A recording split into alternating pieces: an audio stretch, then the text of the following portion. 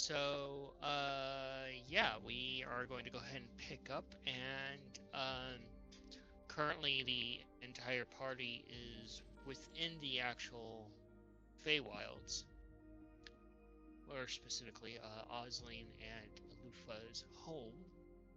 Their royal house, I should say.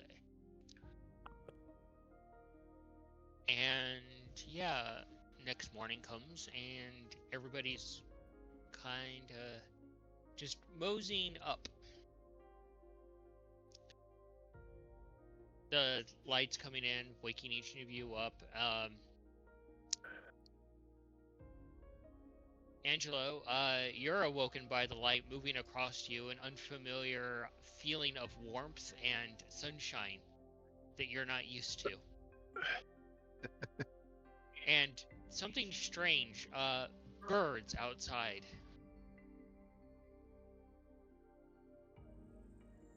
What is this? What manner of sorcery is this? Do we have our own quarters, or are we kind of just in a common sleeping area?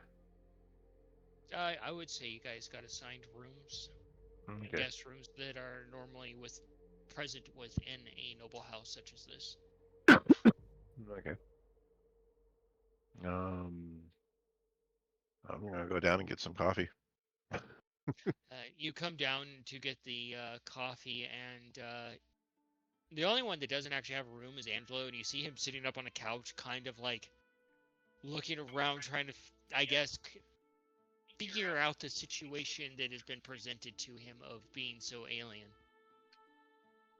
He obviously looks distraught or distracted or something. Oh, very distraught. All right. What is wrong with you? This foul light. This... Foul light. Light is foul, huh? Alrighty, man. Well, you're gonna have a terrible existence out here.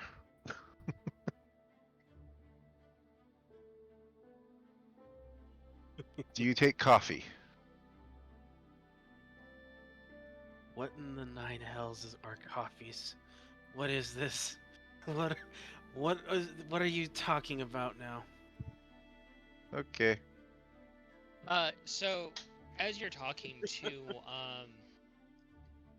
Angelo, Cayenne, you start to make your way downstairs with Mongo, and you guys hear a noise within the actual kitchen area of the house. A few things being knocked over,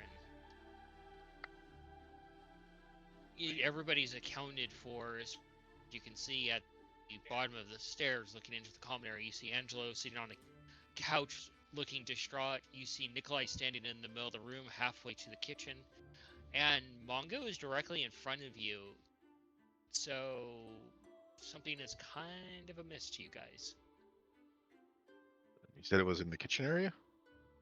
Yeah. Huh? That's where I was going anywhere. So head on in. Yeah, I guess I'm making my way to the kitchen, possibly to make a sandwich if I don't already have one. Cayenne would have been heading down the stairs to head to the kitchen herself, so Is Mongo our Iron Man? Always eating sandwiches? Possibly. So as you guys head into the kitchen, you see Rooster sitting on the island in the middle, and the food that was supposed to be provided to you for your breakfast, he's kind of picking through it and eating it, and he looks over with his food all over his face, and just kind of like stands up a little bit, holding a plate, and he's like, you nobles eat so weird. It's good though. It's and Manga, you realize he's eating your breakfast.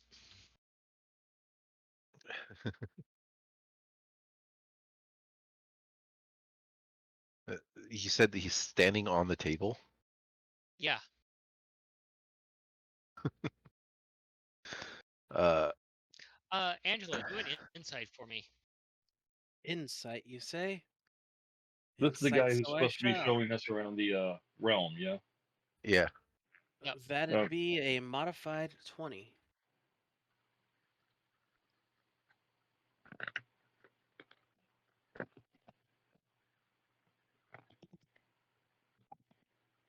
What are you doing, Cayenne? How angry are you right now?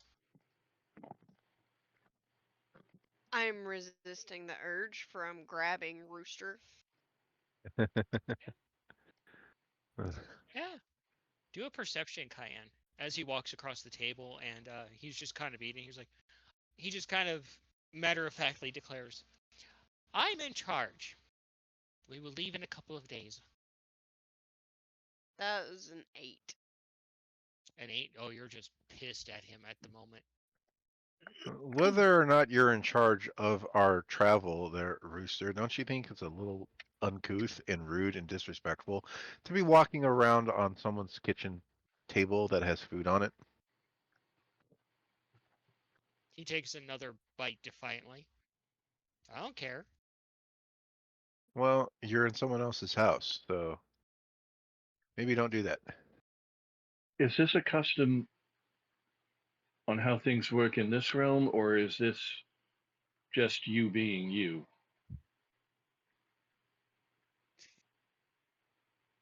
Let me see. Where's that message at? You know,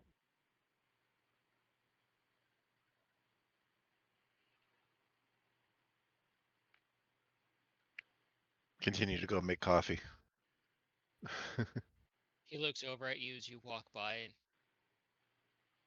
he takes another bite, and he just kind of looks over, and he's like, "Well, we will be leaving in a few days, and I was put in charge, so what I say goes." And he hops down off the table, almost gliding down smoothly, and he walks over to the open window, and he's like, "Besides, the windows weren't locked, so I was invited in." And he hops up on the ledge, and he's like, "Oh, yeah, that reminds me.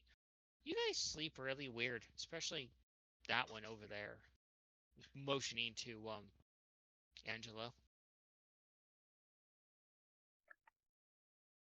Also, What? Cayenne, What? if you were younger, I would invite you to the Lost Boys because you're quite beautiful. And he hops out the window, leaving. All right, lock our windows. And you kind of realize he was watching you guys sleep Yeah. for a period of time. Your It is way too friend fucking early for this. there is very odd. Not a friend. Associate? Associate, I guess. Someone hired to take us someplace. Associating yourself with fiends. So, well, we're associating ourselves with vampire lords and vampire puppets, so Mongo, do an in, do a investigation for me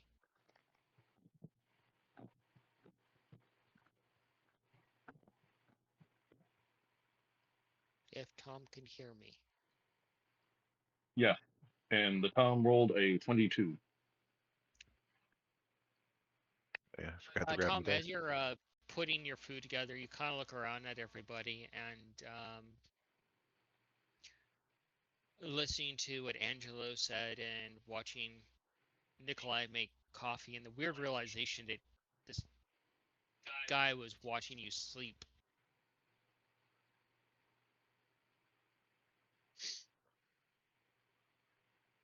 Yeah, I'm checking my pockets just to make sure everything's still there.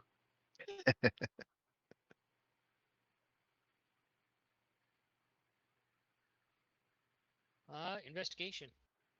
Tom, I sent you a message. That you did.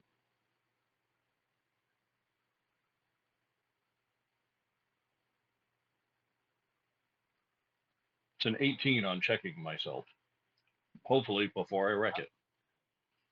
Everything is where it should be. Well, as long as you don't check yourself too vigorously, you're not going to wreck yourself.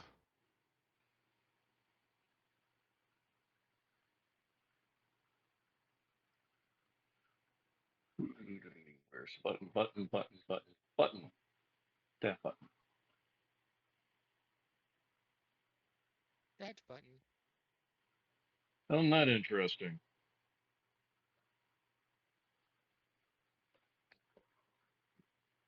Kind of lucky for you, he didn't get to any of the vegetables because he refused to eat any of the vegetables. He only ate, predictably, anything that looked savory or sweet. So there's plenty of vegetables left. Okay.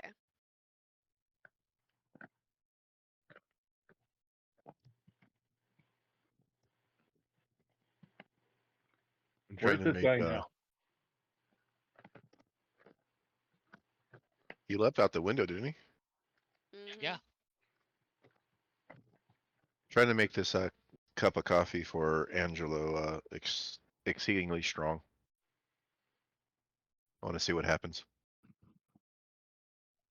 Sleight of hand there. So I'm one of the only one who thinks it's a little weird that our new companion who likes to watch us My dice are sleep rolling super slow. doesn't have a shadow.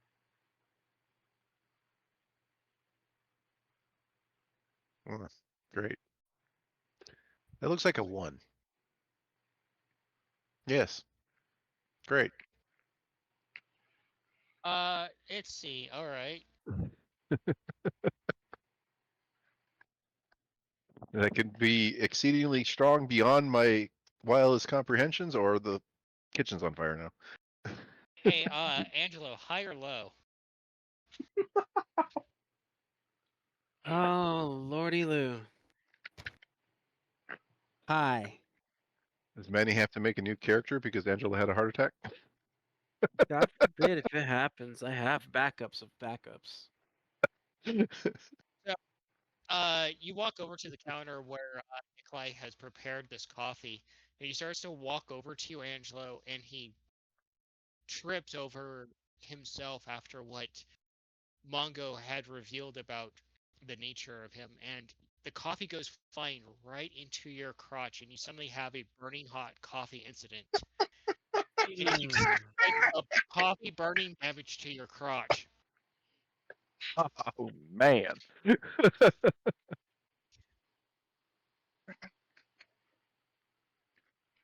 There will That's be some very colorful choice words to be had here.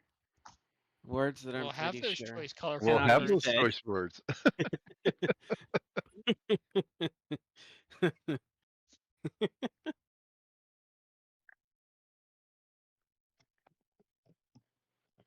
Oh shit. And the coffee is so hot, your pantaloons are smoldering almost like they were struck by acid. That would suck.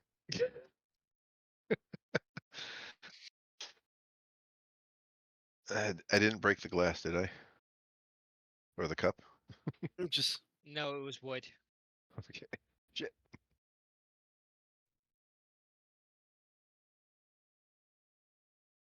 Well, hot, hot, hot, what do you hot, mean hot, he doesn't hot. have a shadow? Who doesn't have a shadow?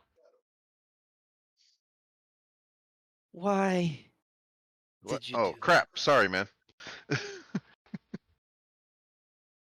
I got distracted. Who doesn't have a shadow? the How can someone not have a shadow? table walker. Bird brain. What's his name? Rooster. He doesn't have a shadow. How does he not have a shadow? It's a good question. I've never seen somebody not have a shadow. There's plenty of shadows walking, you know, Well, we've when seen they have shadows without a person, so I guess it's possible to have a person without a shadow, Hmm. right? I, I'll go make another cup of coffee. Angelo, as you're trying to save yourself there, you see the mouse start to make another cup of this boiling hot substance that has scalded you. You stay away from me with that. If you value Okay, your this is life. that wasn't the normal way to serve coffee. I apologize for that. Are you okay? You're just getting like this glare.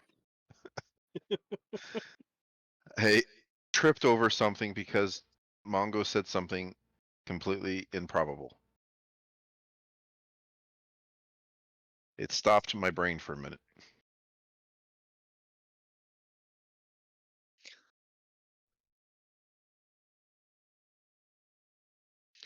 Cayenne, you can do a wisdom for me on the discussion that's being had.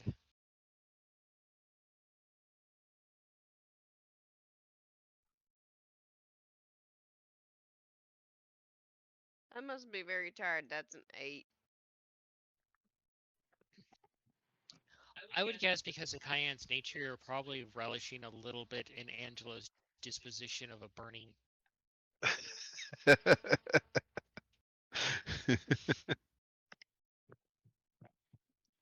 Cayenne standing in the corner giggling. Eating her vegetables and and laughing a little bit at Angelo's suffering. I will attempt to make a super strong cup of coffee for Angelo again. Sleight of hand. And All right, not in the crotch. not in the crotch.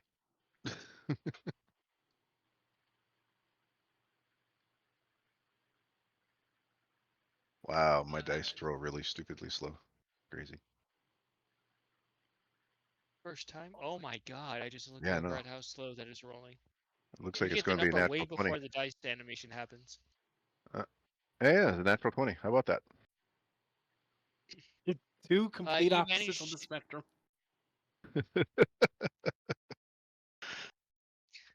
You somehow you're hesitant to give this one to Angelo because it for the first time ever you've managed to almost make a perfect brew of espresso. You better like this, Angelo, because this is a perfect cup.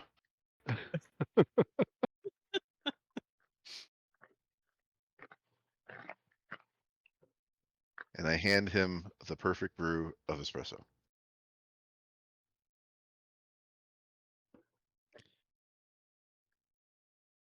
I And will proceed to make myself. very, Anybody else want one?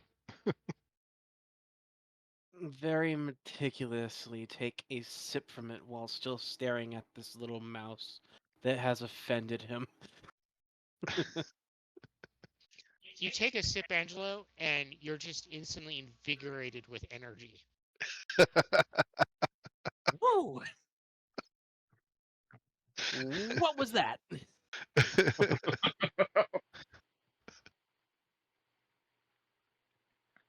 What is this? And you have been introduced to coffee. Alrighty.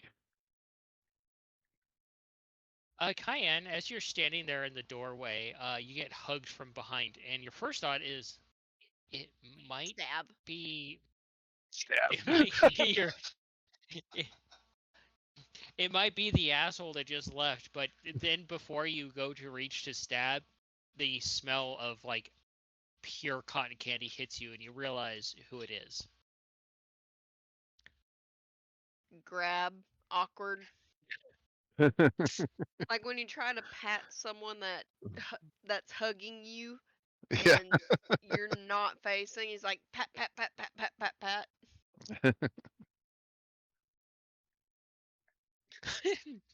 Alufa walks around you and gives you a proper hug. Give her a hug back. How are you? I'm okay. How are you? I'm good. I didn't realize how dusty this place is.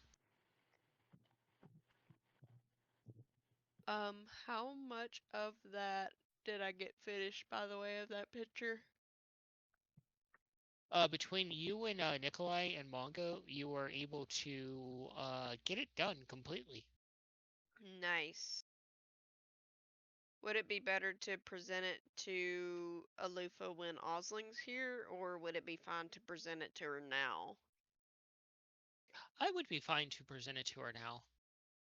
Okay. Because she should definitely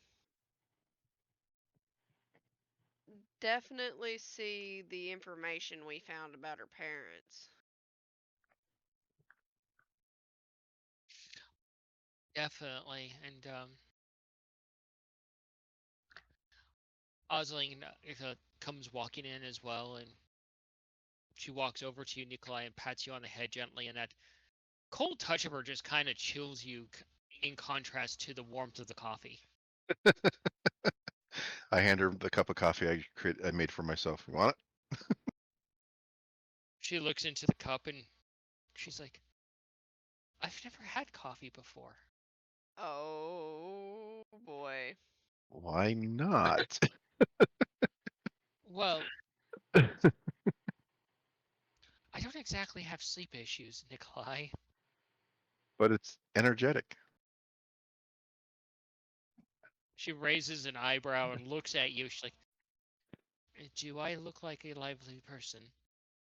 And Alufa just, you see her next to you, going, no, no.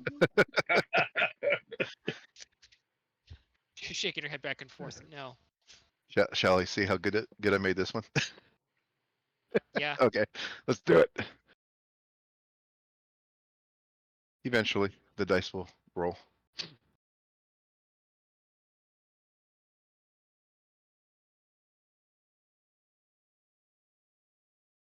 One eternity One later. eternity later. Looks like it's going to be an 18 on the dice. Yeah, 23. Nice.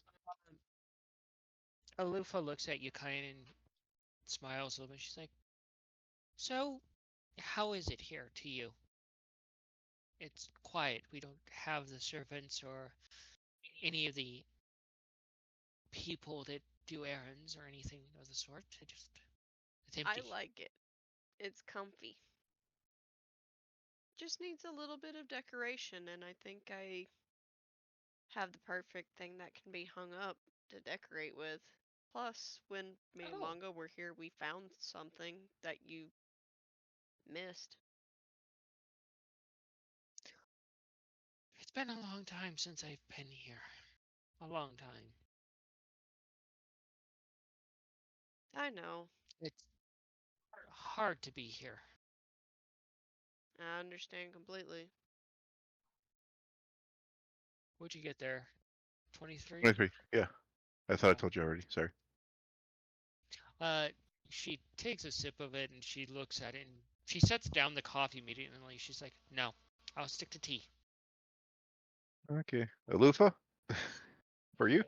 Lufa comes over and she just picks it up. I will happily enjoy it. Go to work and making myself a cup of coffee now. Nobody else has indicated they wanted one.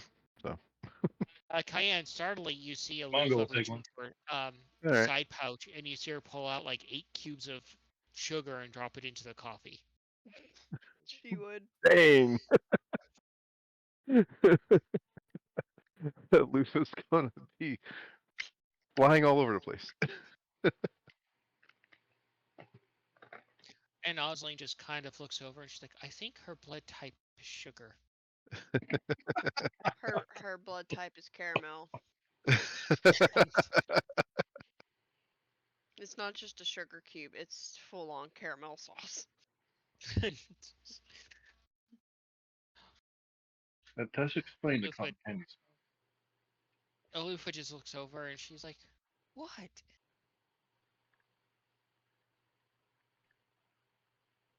smell. I While thought Alufa, you were Nikolai's making more the Alufa dear, coffee, sweet. Alufa dear, you are so sweet. Only honey flows through those veins. She just smiles at that and she's like, thank you.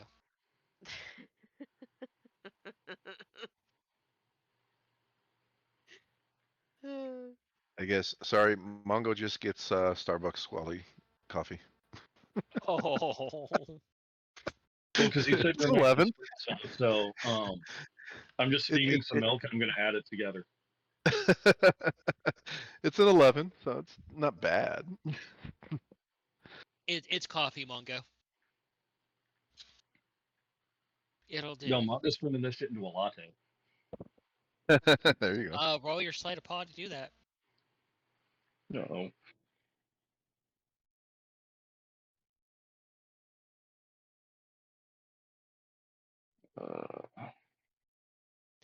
When Mongo gets done, I'll let him Fuck. assist me in showing the Oh stuff no. about Alufa's parents.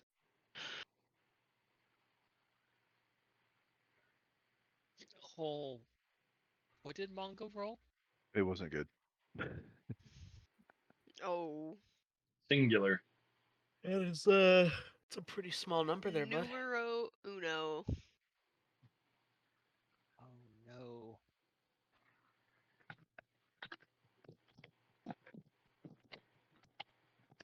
Mongo, you make this into what you're aiming to make this into. That's not what I wanted. Uh, Let me open this up so I can actually see the rolls in real time. I forget where those are at. Oh, it's up here. Game log.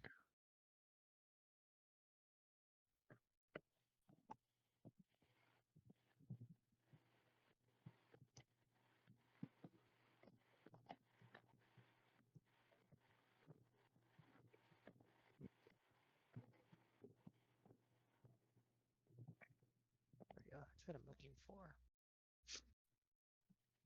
Oof.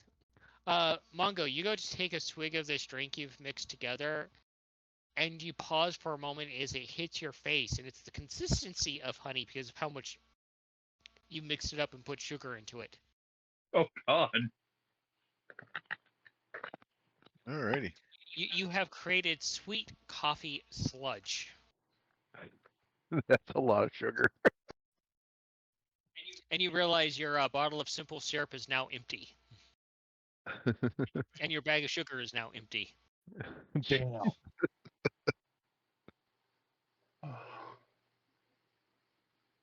I'm completely out of sugar.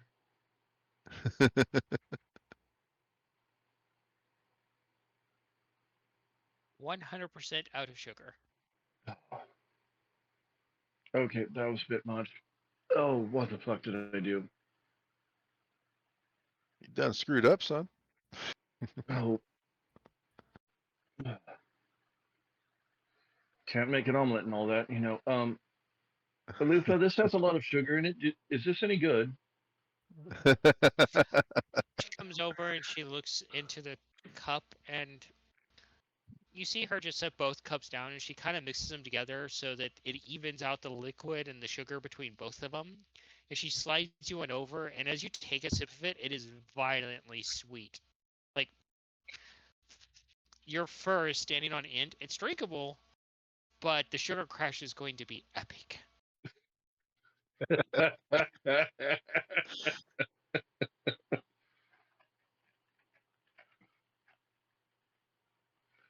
Oh, I'm gonna have a point or two of exhaustion from a sugar crash. Awesome.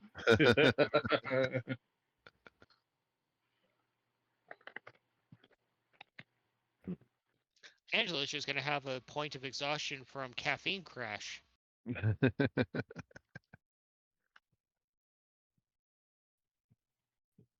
Uh, Cayenne, you can carry on with showing Alufa what you want to show her with Mongo as he's now getting sugared up. Mongo, Yes. the Yeah. thing. Which one? There's a few. The parents. Oh yeah. Um, your parents haven't picked any bar fights recently. No, no, no, no, no, no. Not my parents or Mongo's parents. We Wait, they found haven't picked something. any boss fights? Are they okay? Oh, they're fine. Coin's keeping them out of trouble, and so is everybody else. Oh, that's good. I was fixing to say, because if my dad or my mom got into a bar fight, I would hear about it pretty quick. They're not exactly that hard to miss. True. Yeah. Because I know for a fact that it would be Gunner along with that crowd, helping to cause Yep. said trouble. And then Travis would be trying to be good captain of the guard and trying to stop it, and then asking, "Hey, can you control your parents for a little bit?" No, I can't. You know I can't. I'm sorry. Mischief. Mischief all around. Yes. But no, we, after our surprise visit here, we tried to we tried to find ways to pass the time and found something that needed a little tending to and needed repaired. So, with And some books to read. yeah, Huh. and we learned a lot that you will find very important. Lufa, you see her look concerned for once. It's nothing bad, it's just I think it would be something important for you to like to know, as My it would. parents were peculiar. Hmm. They were very interesting individuals from some of what we learned. Little glimpses, anyway. To put it mildly. But I'm going to show Lufa the painting or canvas or mur. Neat. Was it made of canvas? It was canvas. Okay. And she follows after you, and Oslan leans against the table in the kitchen and looks over at Nikolai. Hello.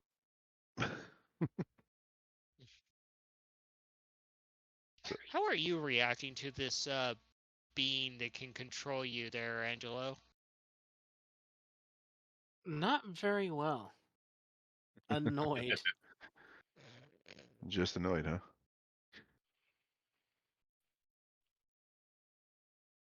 So, Osling, you got some time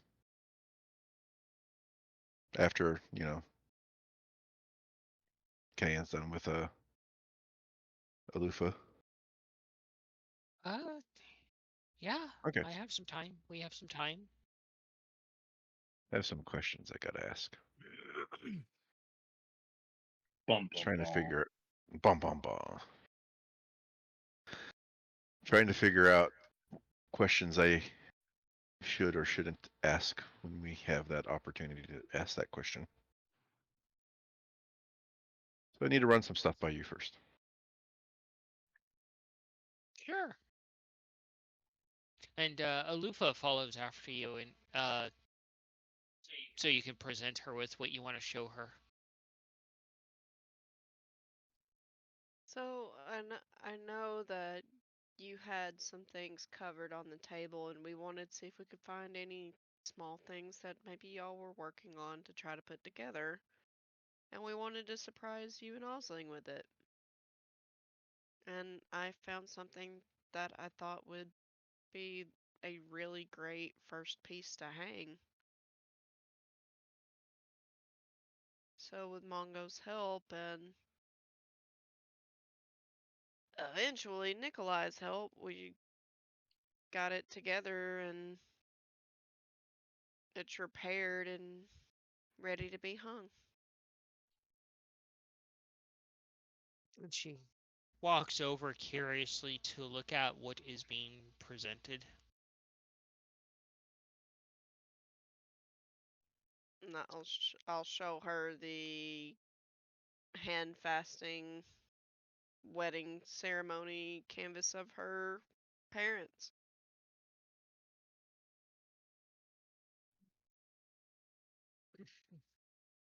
She takes a look at it and she instantly bursts into tears. Full ugly crying. I'm frantically looking for Osling because she would be able to calm her the best other than me. And Osling is in the kitchen with Nikolai. I'll just grab a loofah. She looks at you and she just starts getting dragged along wherever you're taking her, and she's like, oh what? I'm not dragging her anywhere. I'm not taking her anywhere. We're staying in the same spot because if I just drag her off to Osling, I'm just like, I don't know what to do. Mongo, you see the full-on ugly crying too because you're part of the presentation. Oh fuck. It's like, I think Kaya's just looking at Mongo with a face like this, like, this was not the intention. um, God, when somebody's ugly crying, there's really not a whole lot to do. So, Mm-mm. basically just hug to try to, just let her get it all out. Roll.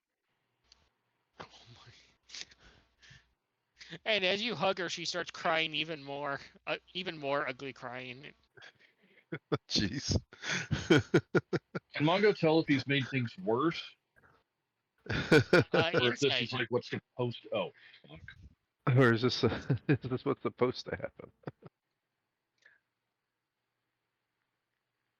Where's Coin when I need her?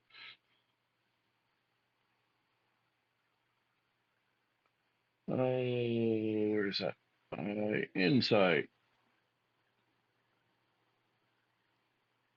That's a 7. Not a 5. You are assuming you have made it worse. Fuck. Is he like bawling and like all out loud bawling now? Oh, it's starting to get through the house because of how loud it is. And Osling looks over and she's like, she sets down her tea that she's trying to steep and like, oh no. What? She heads in and she looks over at the situation after she finds it and she's like, I shall follow. okay. I would blame it on Scabbard, but he's not here. Wasn't me. I was in the kitchen with you. What's happened? And Alufa, she's like, oh Brady, oh my god, I love it so much. And just hyperbole like words straining off. Yeah, I'll I'm just trying to, because like, I'm assuming direct it's all my my fault. head.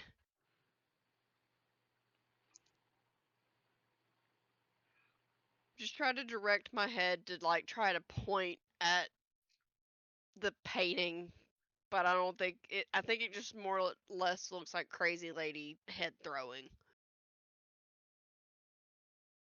Uh, Mongo, you're thinking that Cayenne is starting to lose it because she's throwing her head in random directions. Yeah, as Lupa's already there crying. As Osling walks up and says the thing about Scabbard, it's like I'll just kind of like, well, this might be my fault, and just like, all right, do what you got to do to me. Just accept my fucking punishments. Like I'm not going to try to get out of it in any way, shape, or form. She just walks over and starts to examine things, and she's like, "Oh, I see."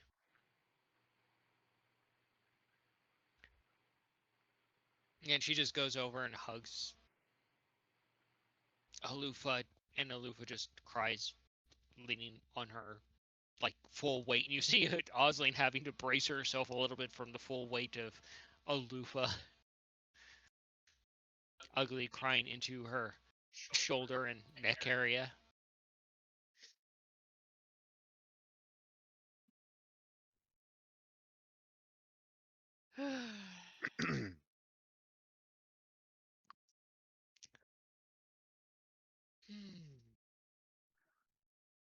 Angelo, uh, as you eventually trail behind to discover the situation, the suffering, the emotional distraughtness of this character is exhilarating to you as it's a familiar feeling.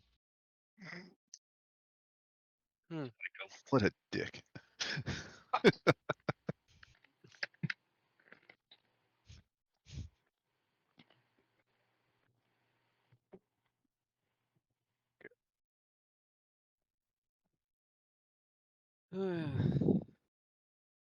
I see she liked it. Osling, not. She does. Not in She's so very many happy. words.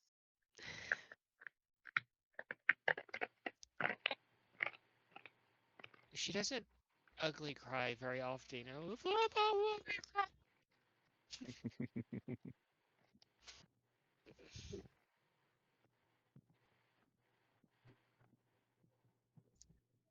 This goes on for 40 minutes. Oh, Oh geez. God. Oh, fun. Eventually, she calms down and just to a quiet sniffle and tuckers herself out a little bit from all the crying.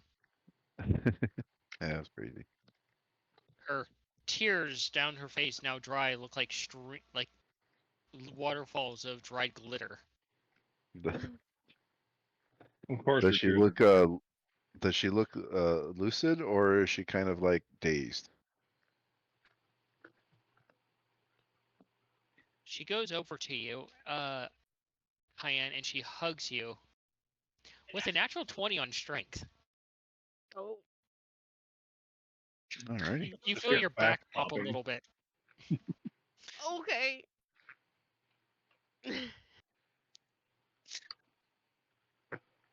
I haven't had somebody give me a bear hug to pop my back in a long time. But it's kind of impossible. No, it's not.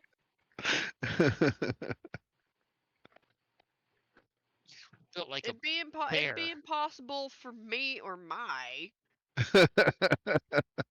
Like, sheesh.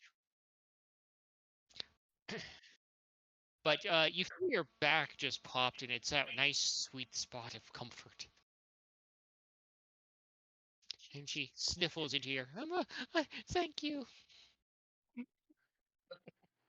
I am massaging scalp.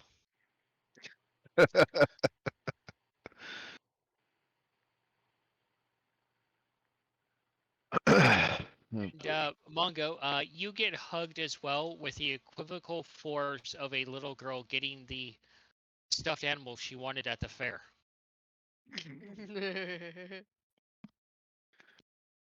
Ow.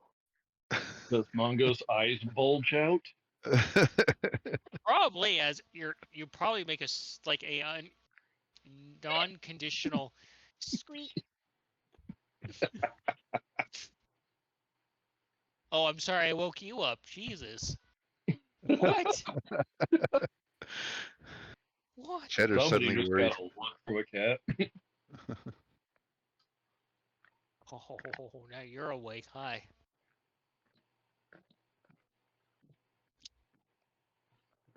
Hi, cheese boy. But eventually she calms down and she sits down and she's just staring at the picture and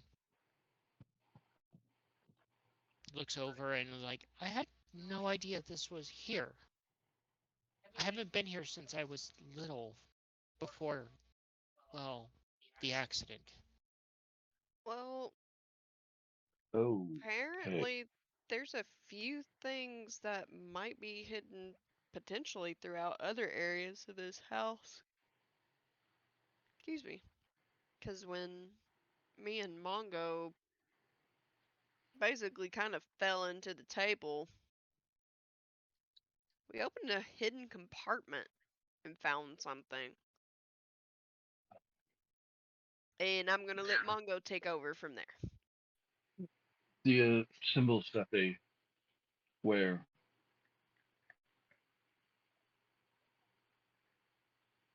they they're here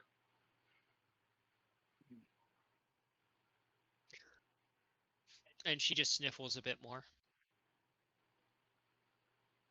and just because I think we put them back, right?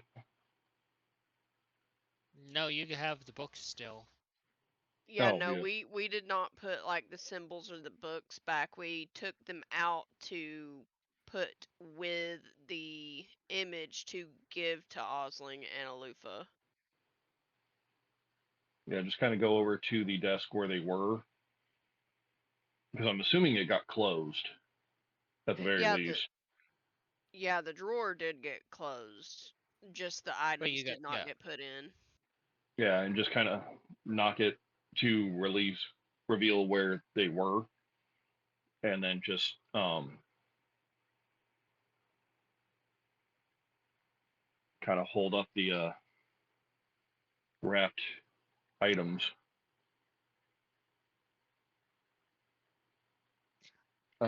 During some of the reading and the research that I was doing, I kind of found out what they are.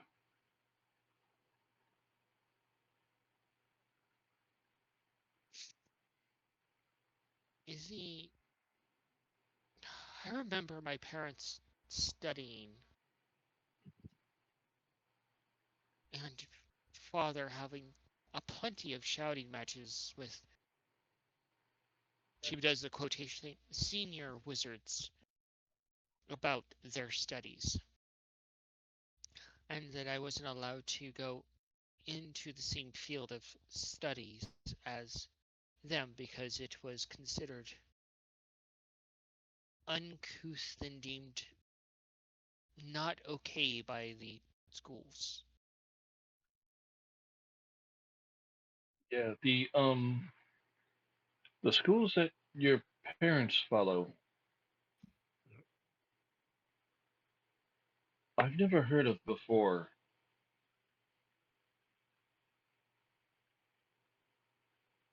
And apparently, well, a lot of the ones running around now probably also haven't heard of because they've kind of buried it.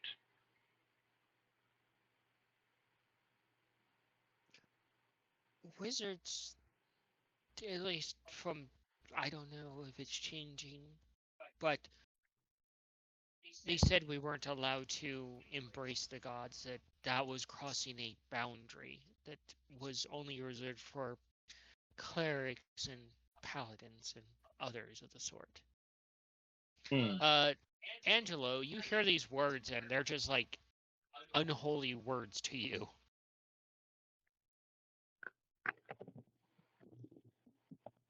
Huh.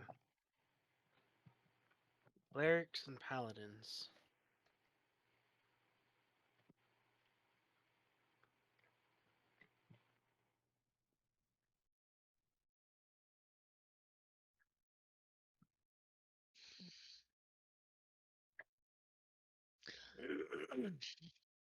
Alufa just kind of sits down.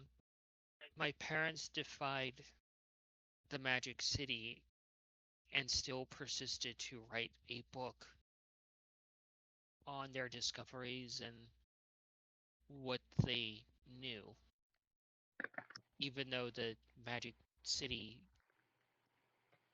essentially said they would be removed from the archive if they pursued the path they were going down, and my parents didn't care.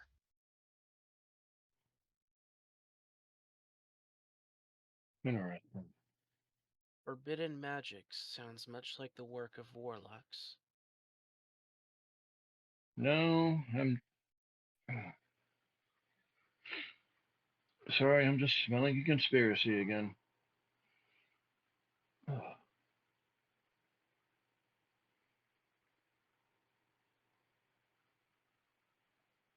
Because my fellow pointy hats are usually all about finding information.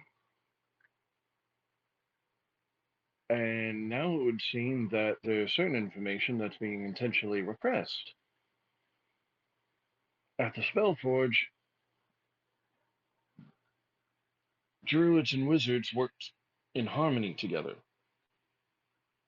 And now we're finding out that the divine and profane were also working hand in hand, and that eventually it was forbidden. So the question is why?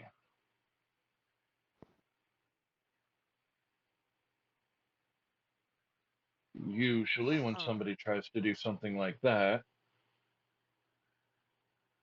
there's a reason, usually power or bruised ego or some fucking shit.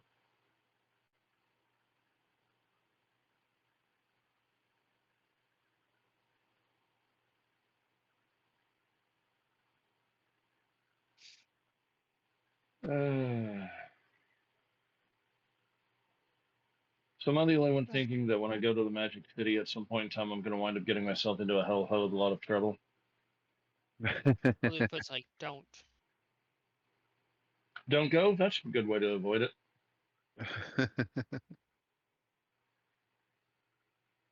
Alufa looks over at you, Mongo. When you get your home back, why don't you set up a magic school that is by your standards and not the Magic City standards? Is he allowed to do that? Or will they like hunt him down and chop off his head? Or something? I I would, if Mongo had plans to do this, I'd be more than happy to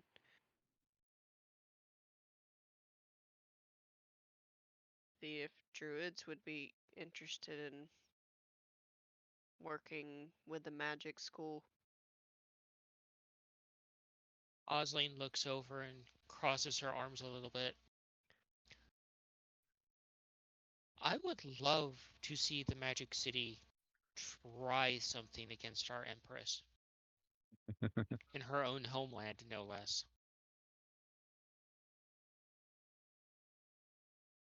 You Yeah, know, maybe it's not. there's an awful lot of conversations I wouldn't mind being privy to, fly on the wall and all that. That's one I don't think I want to. No, no, don't think I want to do that.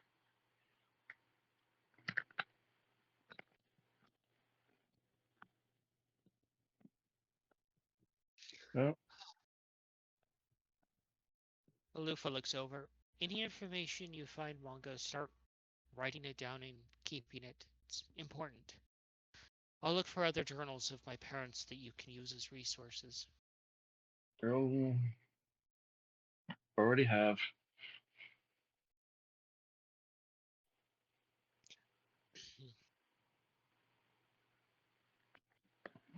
Uh,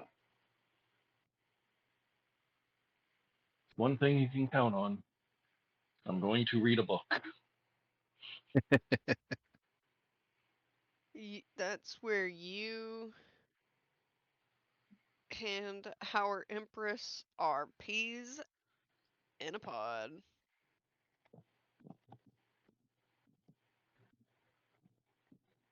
You both love to read.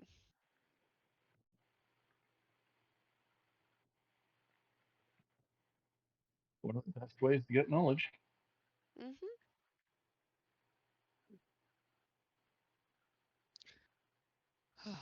Osling looks over. You want to discuss something, Nikolai? Yeah. Might as well get it out. Oh, okay. Well. um. So I've been struggling with what my question is going to be when we visit this Sphinx, I think it is. Um, and I can only think of a lot of questions. And In the club.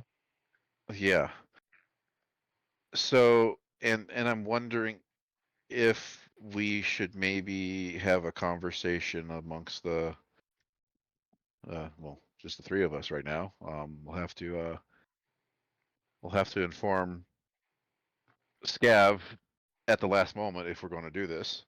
If we should collaborate our questions so that we can um, get better information on how to defeat my father's clone. Because here's what I'm thinking. There's Drop an like at anvil from least, a really big height. huh? I'm sorry, what? I didn't hear what you said, Mongo. Oh, you said defeat the cheap knockoff. It's like, well, Yeah, anvil from a big height. yeah, That'll that do it. might work. That might work. Well, so one question I have is, how to. Okay, so we think we know. There's maybe 5 or 6 of these phylacteries, reliquaries, whatever these things are called. We've Soul Stone. already cleared out what 4 of them. We're going for a 5th one. So what if we're wrong? What if there's more? And don't these liches like go to the next available one or the closest available one or whatever one they choose to go to? Like if they do die in their corporeal form, they can now then manifest the other one or one of them. So what if we're wrong and we destroy all the ones that we know that are out there, but there's more? And then we go fight him and destroy him and we think he's gone, but he's not. So I'm wondering if there's a way that we can coordinate our questions to ask, like, how can we safely capture a lich's reliquary or phylactery or whatever? How can we safely contain the thing, and how can we at least those 2 questions, like because like if we capture this one and we can safely contain it and then we go fight him, on his terms, and say we succeed when fighting it on his terms, and we didn't destroy all the reliquaries, well then, if we safely, if we actually destroy him and he goes to the one that we captured, well then we have to fight him again, but it'll be on our terms. You know what I mean? Like he'll be in a box, and that's it. Kind of thing. So like, you get what I'm trying to say? Very smart. Very, very smart. I've got an You idea. see Oz leaning against the table and uh, she's just like, I could answer some of this for you unless you just want to speculate. If you could answer some of those, that'd be great. I figured you might be able to answer some of those. Well, for one, the information that our Empress got on how many that there currently are is from me because, okay, a lich can only create so many reliquaries before they unravel. Okay. There's a maximum amount of number. We know that Mustachio has reached that maximum amount of reliquaries. That's why we're destroying them. Okay. Now, the other issue that you run into is if you capture one of these, one, you're putting yourself in extreme danger because they can route their entire base of power through it and directly into whoever is containing it. Two, Is the more reliquaries you destroy, the more you reduce their power base and make them weaker and easier to kill. Okay. So think of bandits, for example, and you cut off an arm, you cut out the arm off, but you still leave its legs. He can still kick you. But if you cut off a leg, he can only bite at you. If you cut off another leg, they can't move, but can still try to bite you. Okay. It also takes a tremendous amount of resources to create a reliquary, specifically innocent souls, and in this case, he's got a favorite kind. And by giving him a way out and a chance to make more reliquaries, well, you would be guilty of putting more young at stake for him to make more. I get that. That's the point of the question that I had. Like, how to safely capture and contain. Is that You kill. possible? There's no way to safely capture and contain, huh? Okay.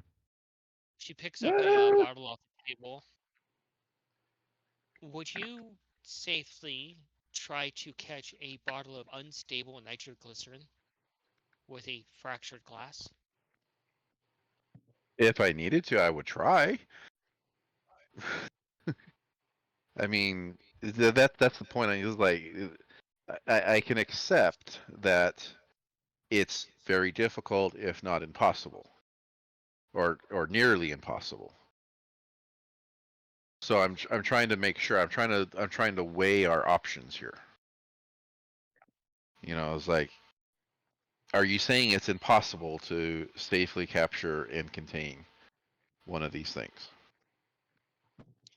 Put it bluntly, Nikolai, your Empress probably already considered those options of capturing one, and she weighed the cost and effect of it.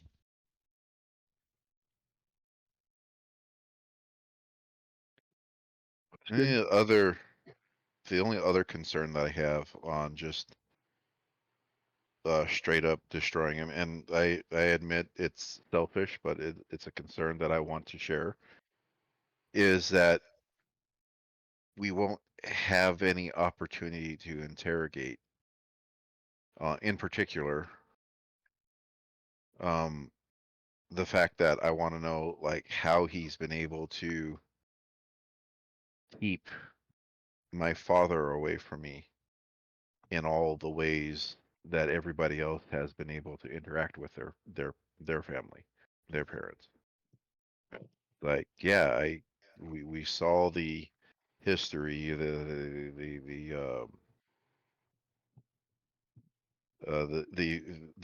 vision of, my father being killed, but why was my father not brought back when everybody else's parents were? It tells me that there's something that this clone has or has done that is preventing that from happening.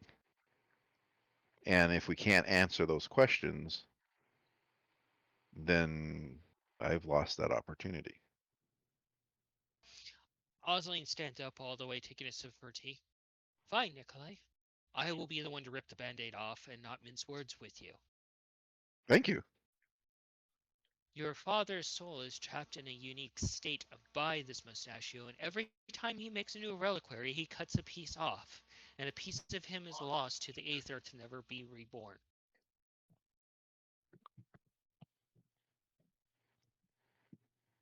So give him the opportunity to make more reliquaries and dissect your father's spirit even more so he can't rest. Well, see, this is information I didn't have before. Now I can Because it's make more information that decisions. is distracting to you from the mission that you have to carry out. No, not having this information was more distracting. Now that I have it, I know there's no other option. There's no other point.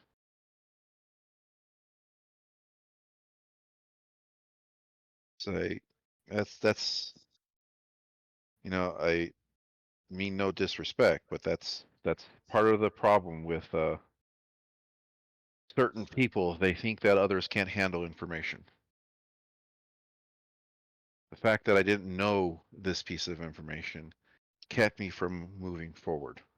Now that I know this information, I have less questions to ask. Uh, Angelo, you've never heard open talks about things as profane and disturbing as this, even to you.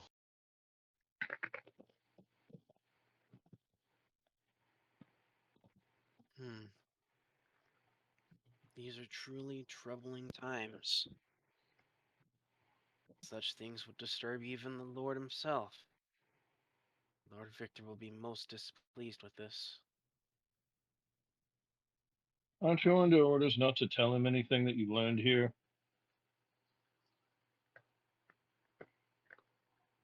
He is certainly aware of whatever goes on.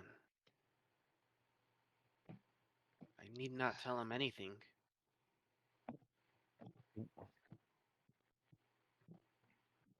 Wait a minute. I thought we were told that he wouldn't know anything that you see.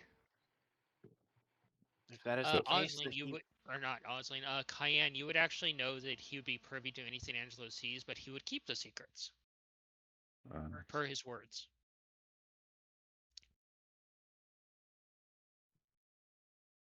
He would be privy to anything that Angelo sees. It's just that he would keep those secrets. maybe. Okay.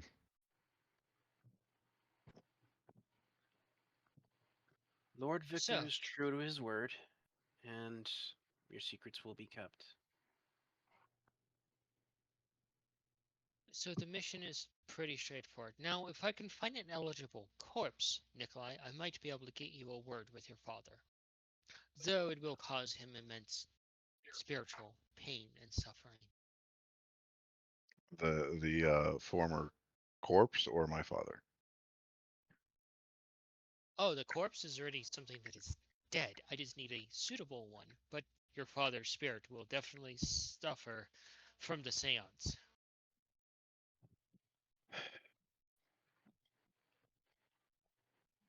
Need not do that. So are you saying when we vanquish this clone, that hold over my father will be released? Yes, and he will be able to go on to the afterlife. Why? What was behind the decision to not tell me this information? Because it's dangerous information, Nikolai.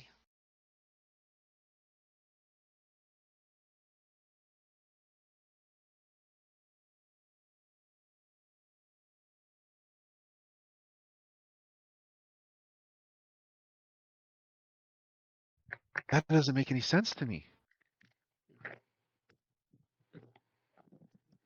But I appreciate now that the information has been. Is there anything else that I should probably know?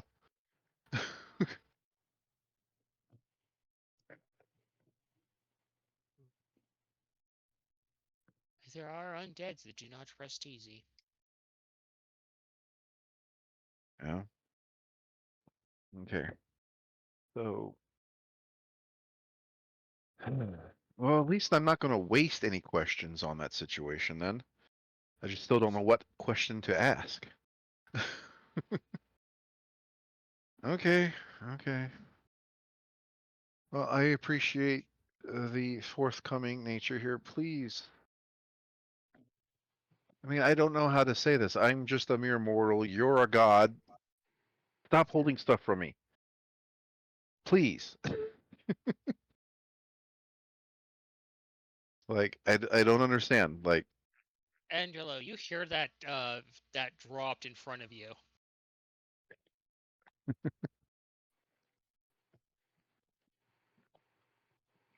So that's what's going on here. That explains much. Hey, much. A much. That explains a much. He went full Sanderson sisters. Amok, amok, amok.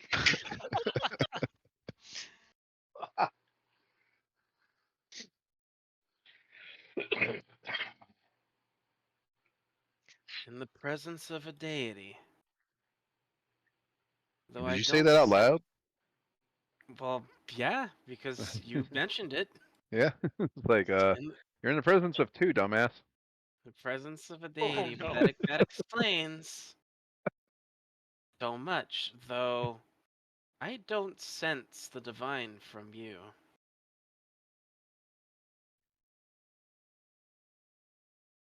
Osling just looks over at you, Angelo, and you can feel that pull of the grave instantly.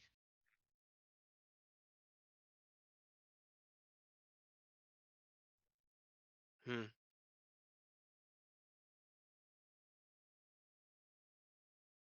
Yes, yes, very good. Fancy party tricks. This is really impressive, honestly.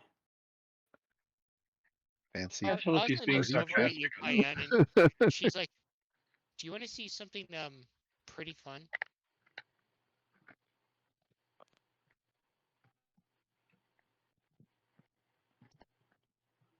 I don't think she heard you. I think she's just facepalming at the idea of. Does anybody want to see an actual party trick? Well, Yeah. I Sure. was gonna say Cayenne is face palming because she knows it's gonna happen anyway, regardless of if she says anything or not.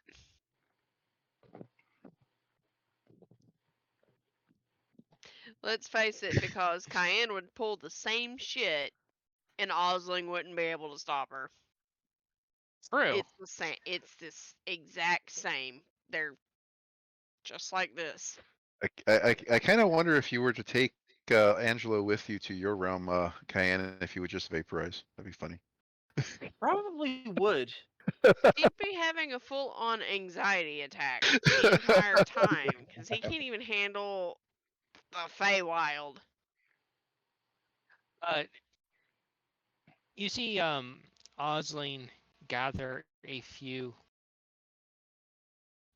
Go to her packing, pick it up, and then bring it over, and she gently clears out the table, and you see her set out candles in a circle, and she begins to lay down some sort of powder. You Mhm. can try to figure out what this powder is with nature, Cayenne.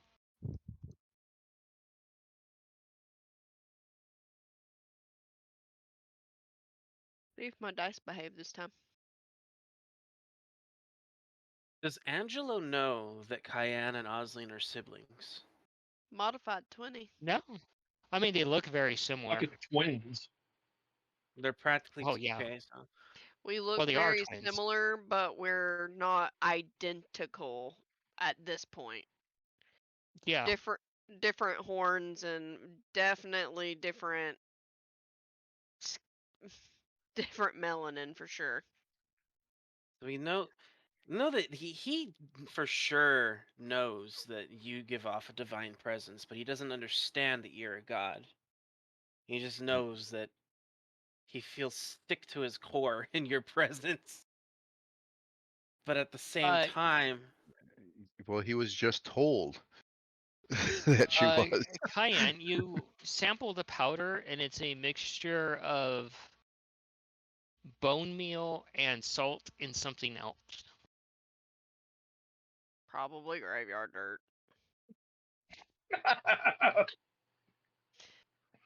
Graveyard dirt is used for a lot, and so are coffin nails.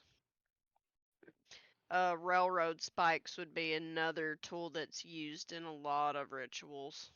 Ash too, right? Hello. Yes, but usually a very specific type, usually from a fireplace. Yeah. And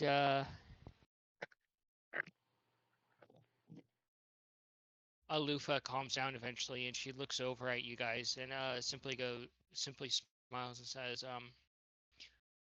"Well, I've spoken to the court. After the normal processions, you guys are free to go in a couple of days about your business that you need to take care of.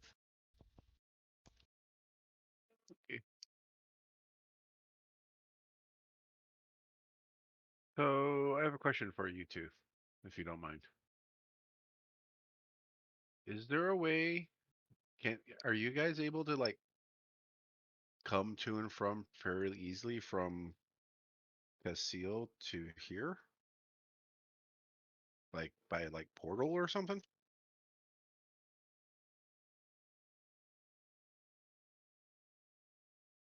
Um, let's just say going between the two different places costs a fair amount of coin. Osling's like, that's only 50 platinum per travel for you. Okay. Anybody have any objection to asking if we can get red and blue to come with us?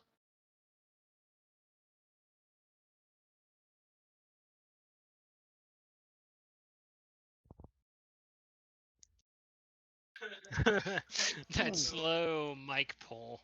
I Why do we mean, need to disturb a couple of parents? well, they don't have their baby anymore, don't they?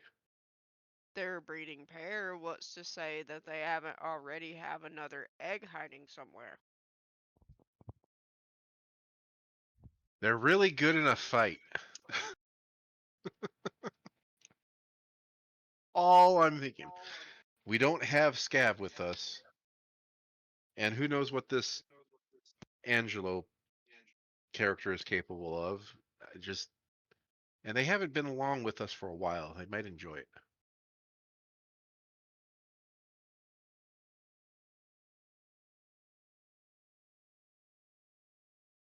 So that's my thought. How well do I know if red and blue would do well here? Do a nature.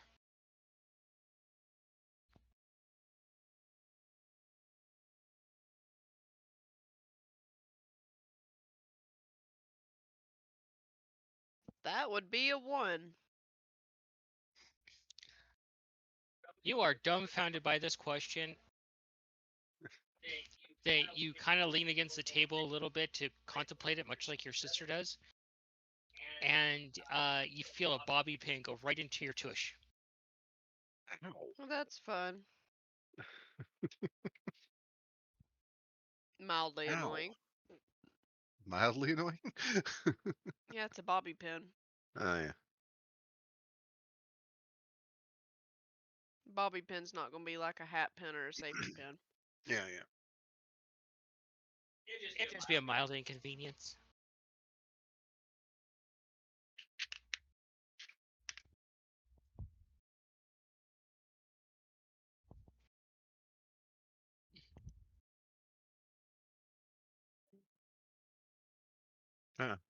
Tom just disconnected. And everything's going to be just screwed because He's Oh, probably that's awesome. All right, well, let's just roll with it. Okay, we'll have the weird camera funkiness for a little bit. Cayenne is safe from it.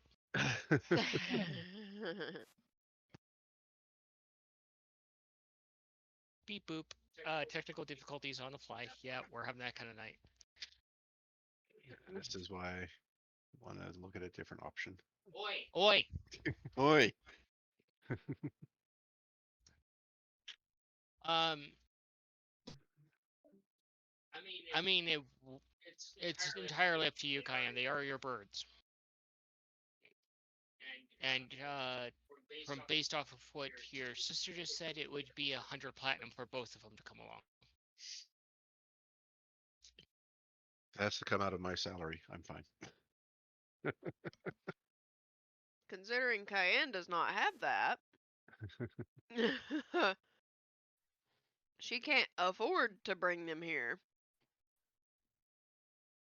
And she also does not know how well abyssal chickens will do here. Since that's the best description that we've ever like given of what they are is abyssal chicken. Cayenne can turn into their form to kind of just gauge it, right? Kyan's been able to change into either red or blue for a while now. Yeah, no, but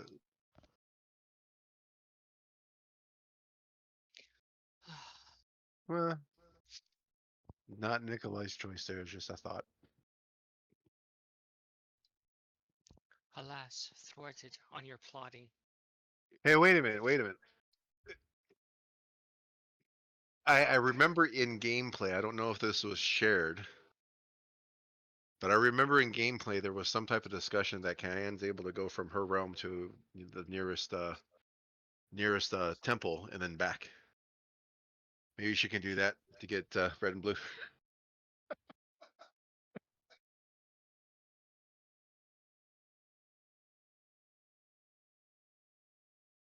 Trying to play That loopholes. means I would end up at any numerous amount of places. It's not just going to send me to a temple that's going to be here.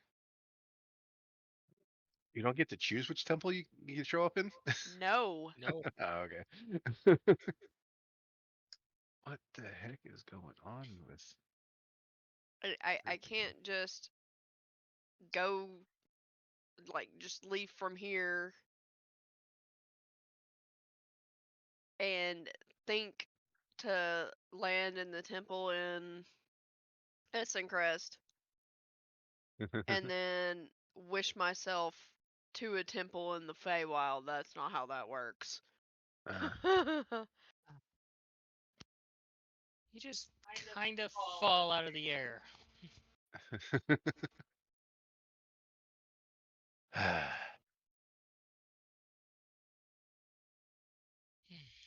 What in the world is going on with the stream here? I mean, we So can the risk it for the biscuit, but I can't guarantee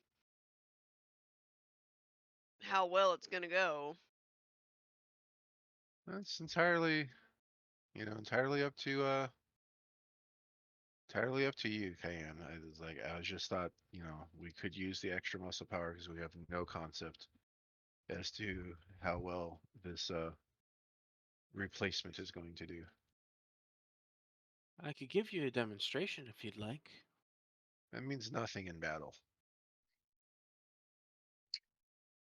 You could swing your sword or whatever it is you use beautifully, but that doesn't mean anything in the actual combat of fighting alongside comrades that you fought with before. You're more than welcome to test me yourself.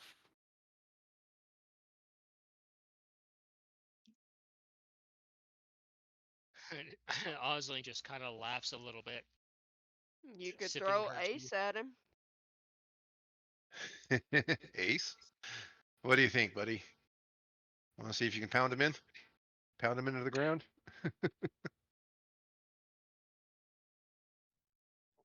Uh, do a perception, Angelo.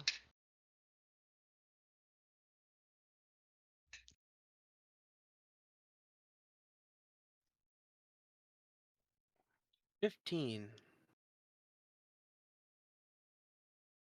Oh, it's gonna be a 2 for tonight. Oh, nice. So, Mongo, from where you're sitting, you look over as Angelo begins to look around at this mysterious ace, and uh, Ace comes up behind Angelo, and as Angelo turns, he sidesteps, staying behind him.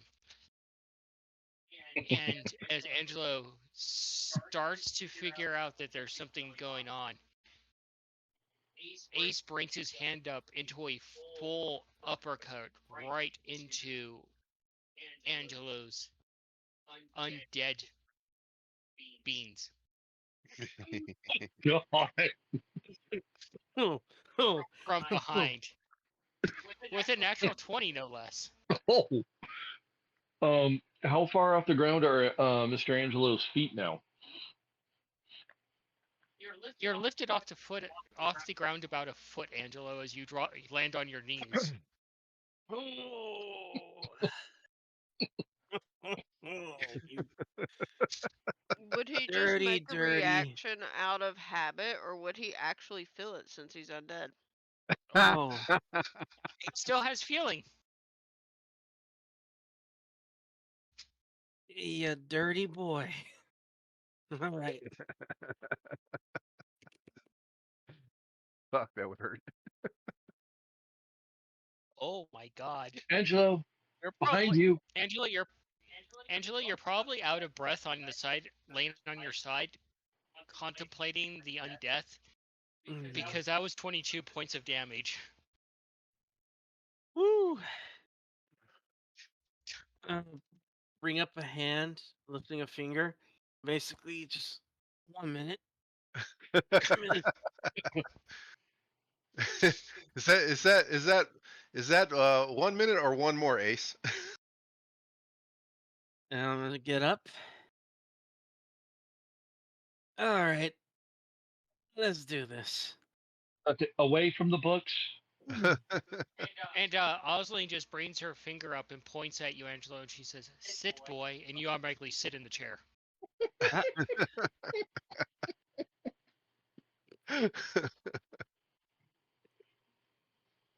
no, I really don't like you.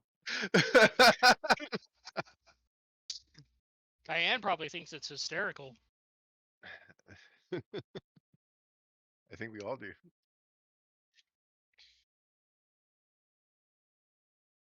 Hmm.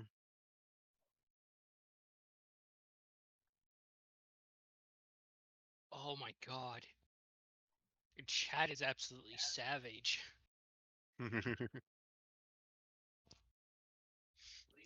At least it was in Shirukan.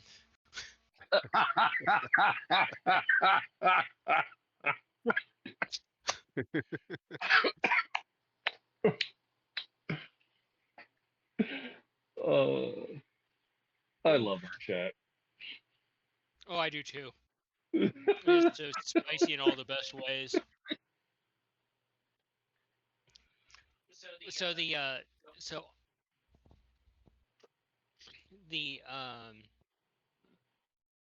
so Osling and Alufa depart after a while. Alufa giving you some books, Cayenne, on the Feywild's nature of things there. Demented Gerblin just clamoring off and just reading. Mongo, you get a few books as well regarding Yay. the magics that her parents were studying. Oh, that'll come in handy.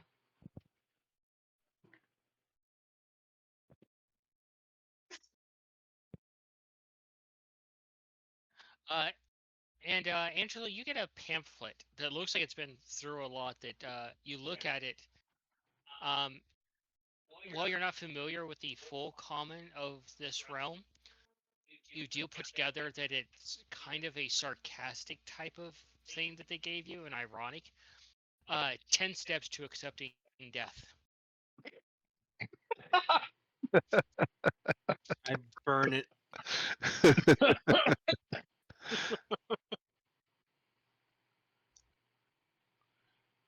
You try to burn it, it does not burn.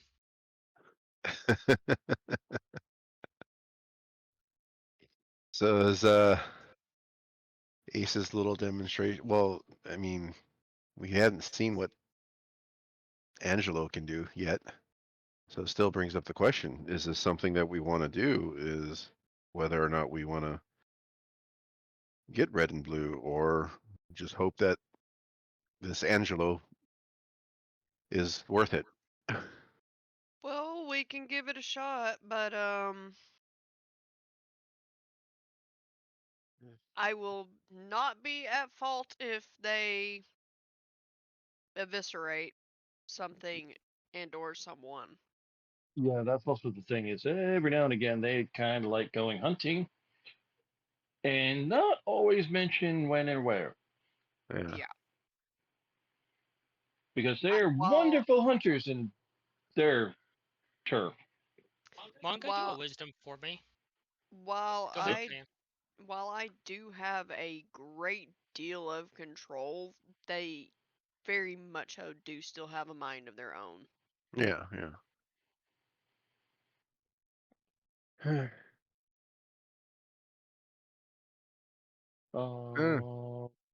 Wisdom.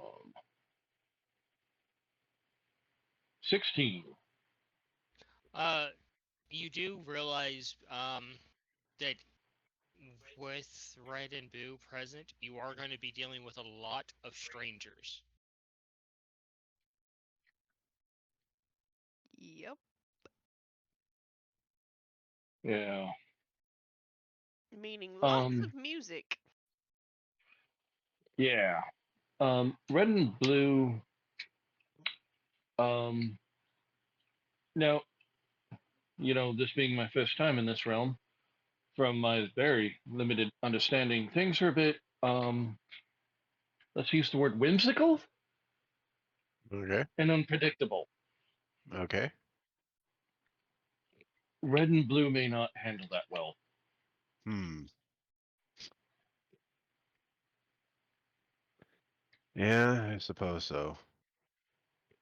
And you know how I normally have to use that flute to keep control of them? Yeah. Well, those same tones Mm-hmm. can also attract some unsavory attention as Hmm. well.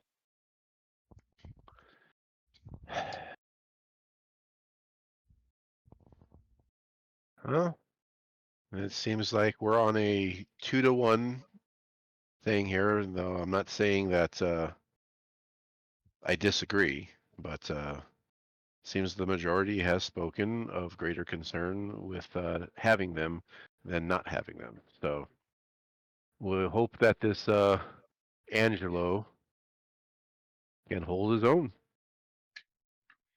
Well, if he doesn't, we know certain someone who can make him hold his own and then bury himself with it, Yeah, yeah,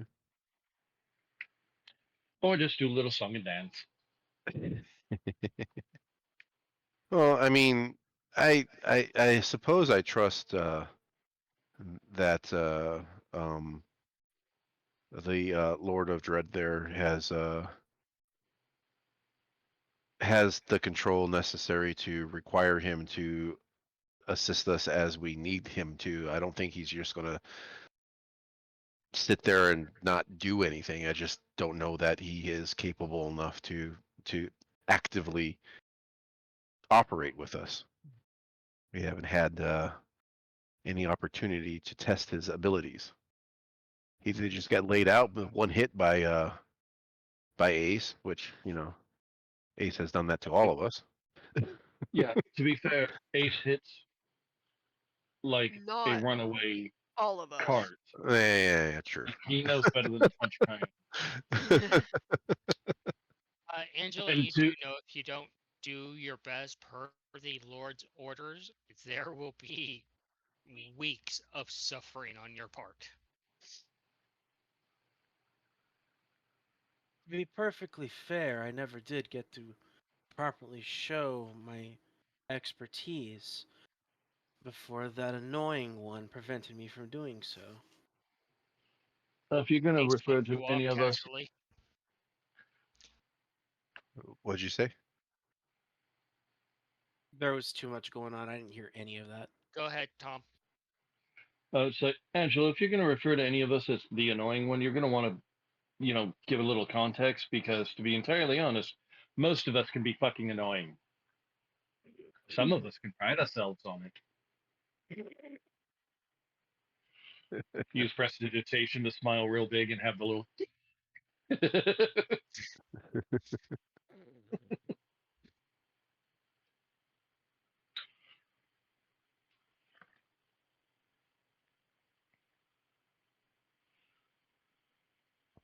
Oh, Osling? Did Osling leave? Osling and Alufa departed. Okay.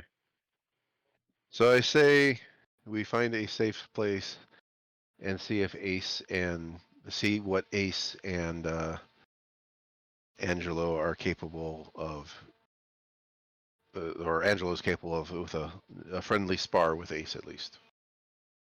Uh, you guys see Ace motion and sign something, and essentially it comes out to be, I don't want to fight the grave sniffer. Don't want to fight him?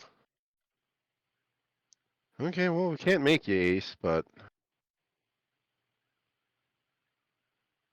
I appreciate that. We're trying to evaluate his capabilities. Ace motions and signs. At least if he, at least at the most, he can make a good distraction, and a good distraction is worth a few rounds of combat. Eh? Yes. Yes, it is. Eh? Angela, you're like, what the fuck is what is this going on? You feel like you're missing part of the conversation because you don't understand the sign language. I don't get it. He doesn't speak. He signs.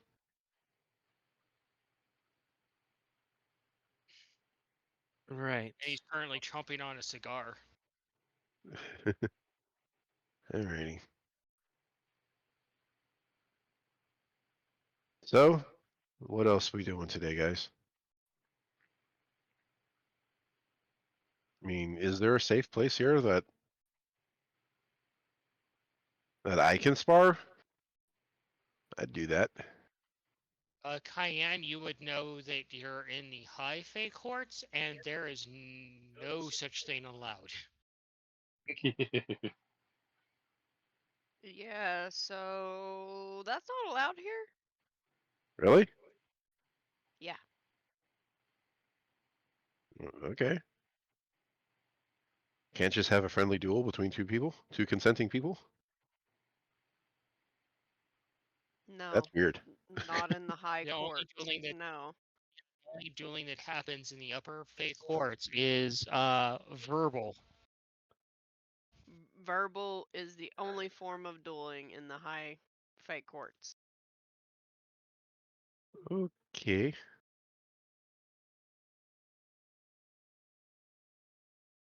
Well,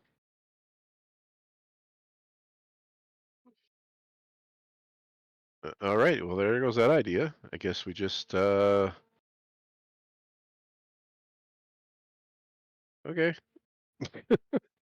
This place is weird. Not really weird if you take the time to read and learn about it. Well,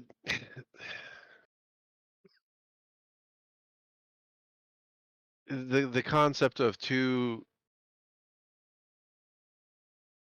people having a friendly sparring duel that's not going to kill anybody, I don't see the problem. But apparently there's a problem with that here. That's weird.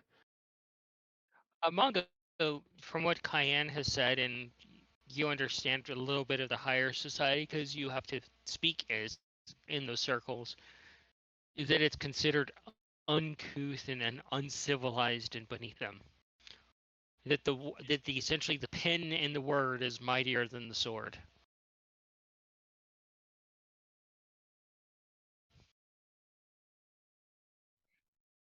Nikolai, think of it like this.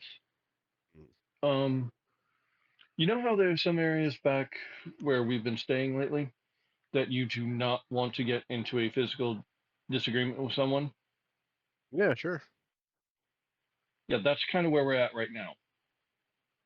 I'm sure somewhere in this realm, yes, there are more than a few areas where you and the fanged rookie can go a few rounds, Hmm. but yeah, right now, right here, not the best idea. They value words more.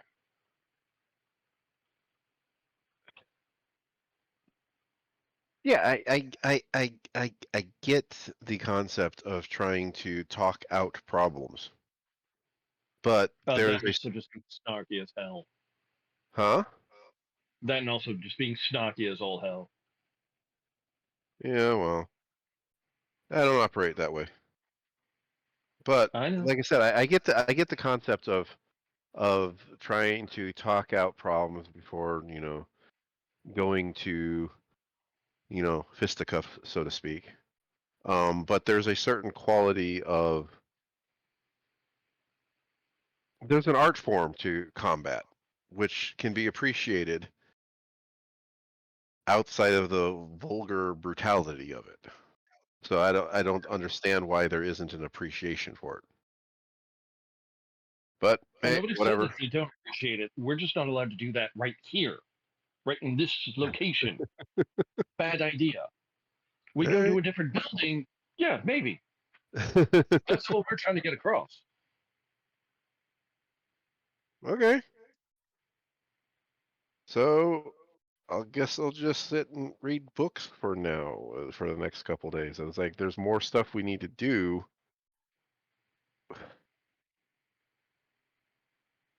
I guess we just hope we get in a fight on the way in, I guess, or on the way out. I don't know. This is just strange. We can't just combat each other to understand how each other fights so that we can learn how to fight together.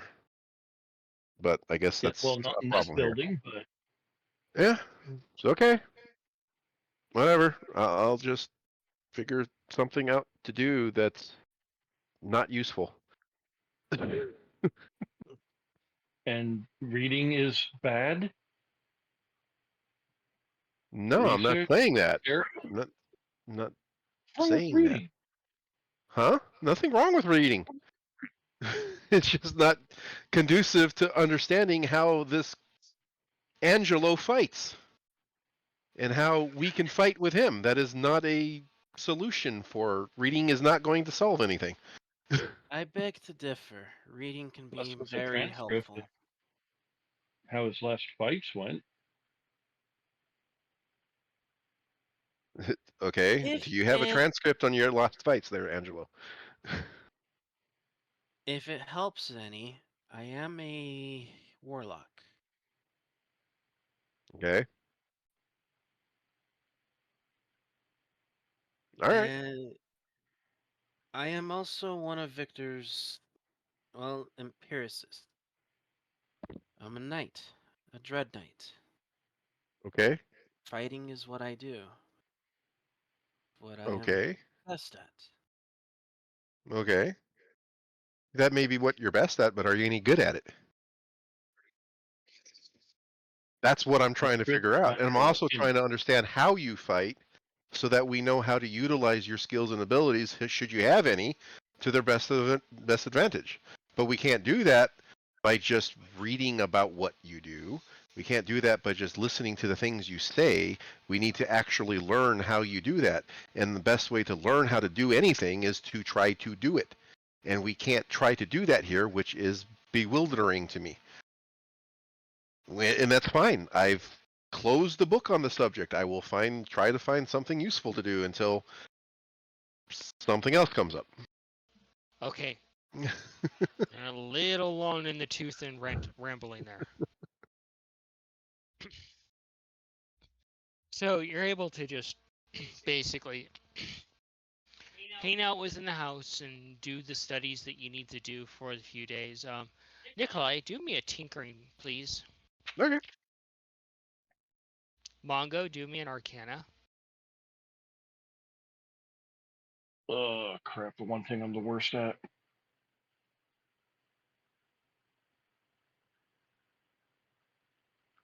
My dice are Arcana stupidly slow. It's so weird. 12. One of my Arcana rolls.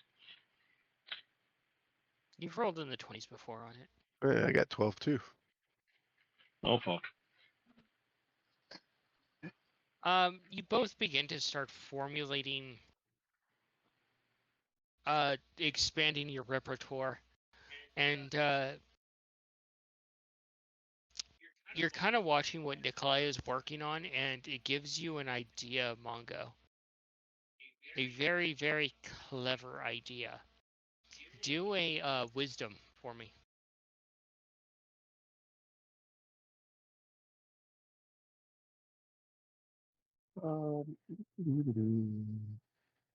And wisdom. Not so great. 5. I'm putting the dumb in wisdom. Yes, you are. You're just too damn distracted. Well, I did just get some new books. Nikolai, roll a wisdom for me as well. Okay.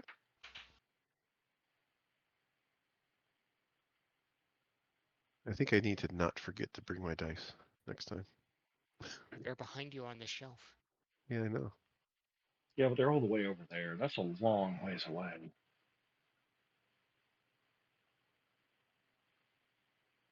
Wow, that's terrible. It was a total of 7. Oh, well, it don't matter. You guys are dumb right now. We're dumb right now. The only okay, so one thing I can think of that might be useful for Nikolai to do during this time of downtime for him, would be to attempt to see if he can figure out a way for um him to control the movement of the rubber ducky a little bit with perhaps this homunculus. Maybe you can rig up some type of harness that the homunculus can use to control which way the damn thing's going instead of randomly. So that's unless something else comes up, that's what he's doing right now. Okay. So the few days pass by, and you're able to just kind of start to find your mojo again while reading the various books you have. Um, Cayenne, you discover that Lufa's parents actually did approach Druid uh, Druid essentially to learn how they go about their magics, as well as the gods that they followed, kind of expanding their repertoire a little bit past just even the divine and the profane, finding out how nature actually works within the balance of things. Do a investigation for me.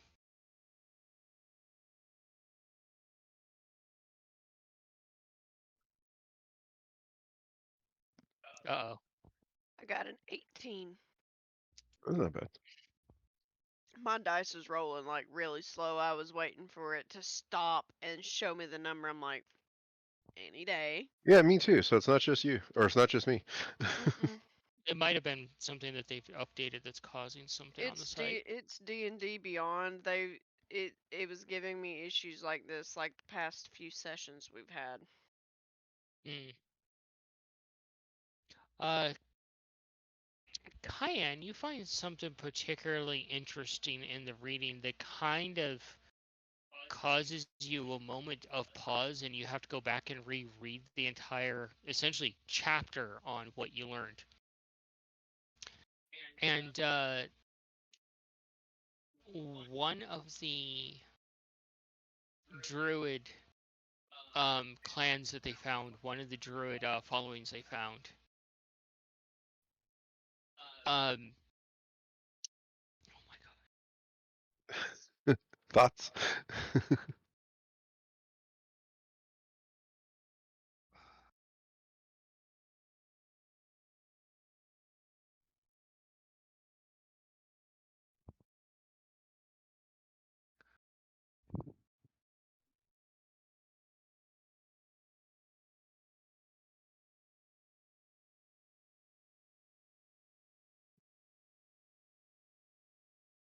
so one of the what kind of throws you off a little bit and perplexes you a little bit, but also might intrigue you. I'm not sure. Um, is it's a druid clan that are nature artificers. They use the crafting of artifice, but only using what they find in nature. Nothing mechanical, so to speak, but kind of like a primitive style artifice. Gears made from wood, oils supplied from trees, um, bindings used from cord and such. No actual like screws or anything like that. That they found a harmony between artifice and nature to actually progress further, to actually embrace both sides of the fence that you've always possibly have found as a conflict.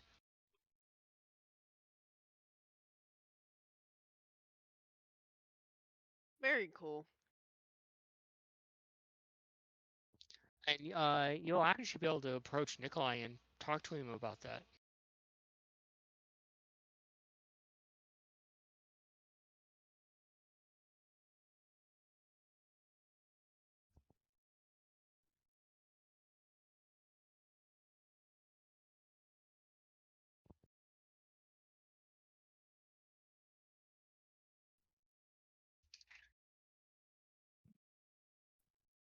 The worst thing has happened.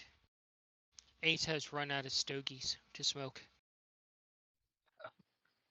That's not good.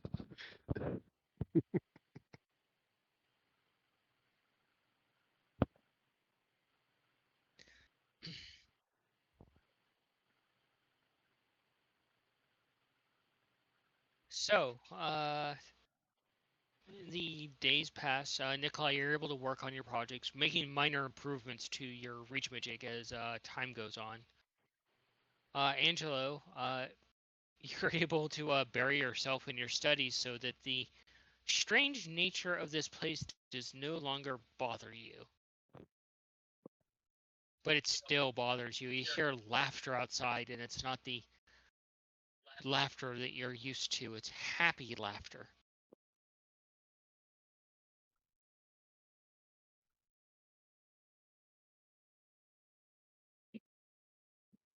I shall use minor illusions to give myself a little bit more reasonable means of study that'll be relaxing to me. Light a black candle.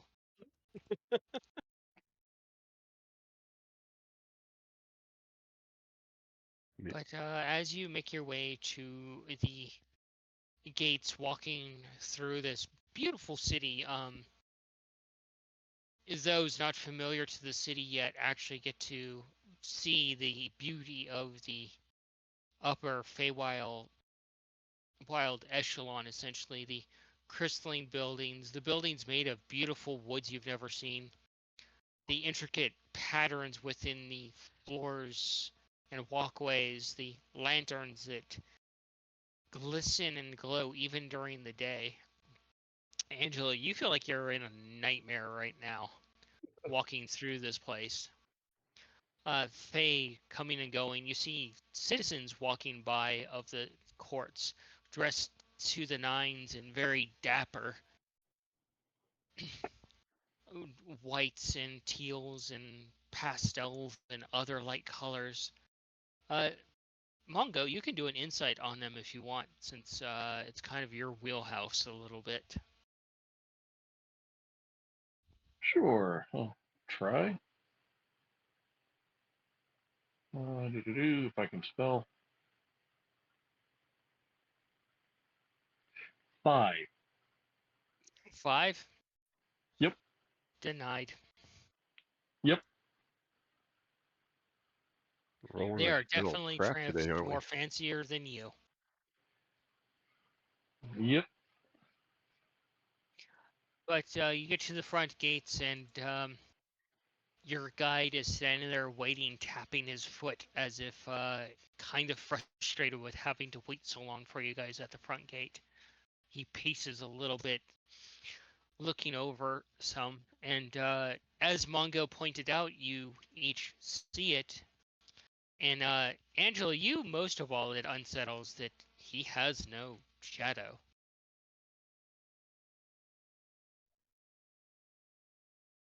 Hmm. Cayenne, you can do a your god logic.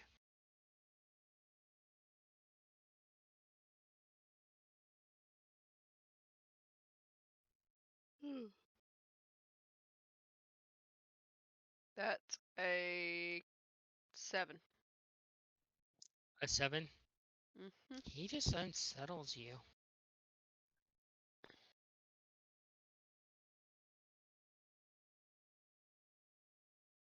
So, Okay. Rooster, right? Right. Your boss, your captain, the one in charge. You listen to me. I say jump, you jump, and I get to judge you how high you jump. And he strikes kind of like a superhero pose. Yeah, sure. Okay. Um, so Your boss put me in charge. I have a gold star, therefore I'm in charge. okay, sure.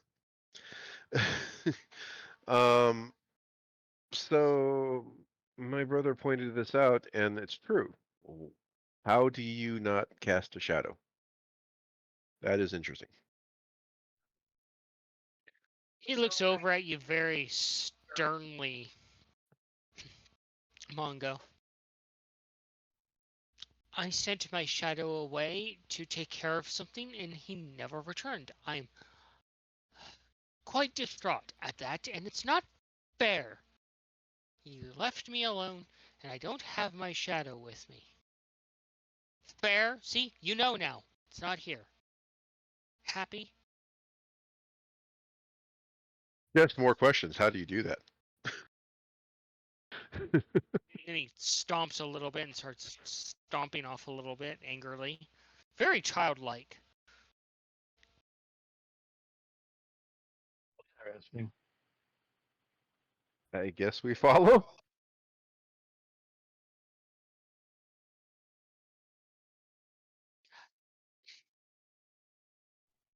And you guys feel kind of a sense of unease with him. You, Angelo, feel a sense of certain dread from him.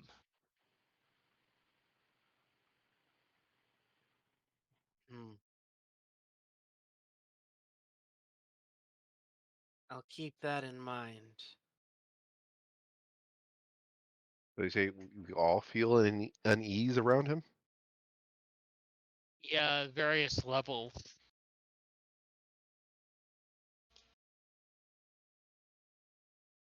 And you're getting a very kind of familiar, profane, but almost kind of a different flavor, Angelo. That something is not right with this person, and you kind of like a monster knows a monster.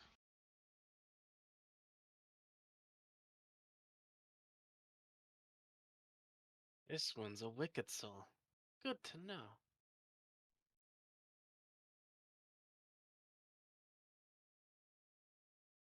Say that Tom, out you got a loud. message.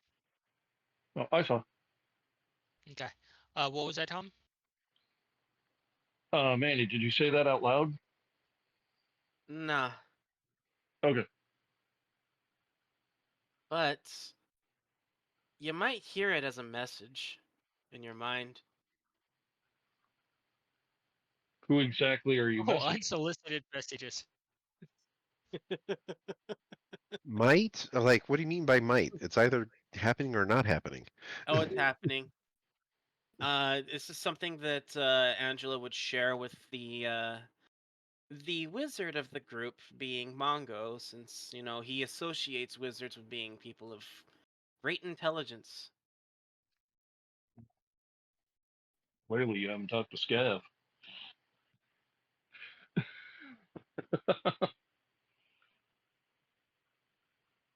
Oh, hell, that is weird. Oh, I don't like that flavor. Um, I guess respond in message. Exactly what do you mean?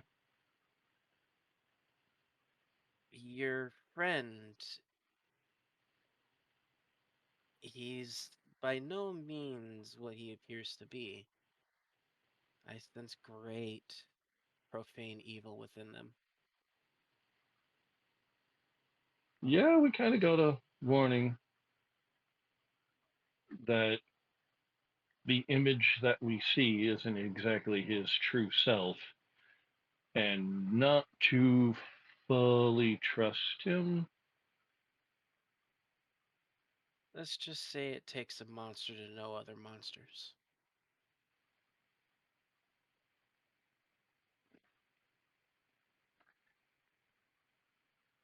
And we may need a monster to do what needs to be done. And with that, no more message for Mongo for now. That cryptic little warning that you get. Don't trust this guy. Uh, so as you're leaving the walls of the upper echelon behind in the upper Fey court, you find yourself walking a path into an open field with, for you, Cayenne, knee-high grass that shimmers like a rainbow as the wind goes through it, and trees off in the distance that almost glow, but weird. Think of oversized bonsai trees, massive bonsai trees that are the size of redwood trees, that just their leaves fall from the branches and catch the light like a kaleidoscope of colors. A place that perhaps you've dreamt about before. Angelo, more than likely, completely unhinged at the beauty of this place.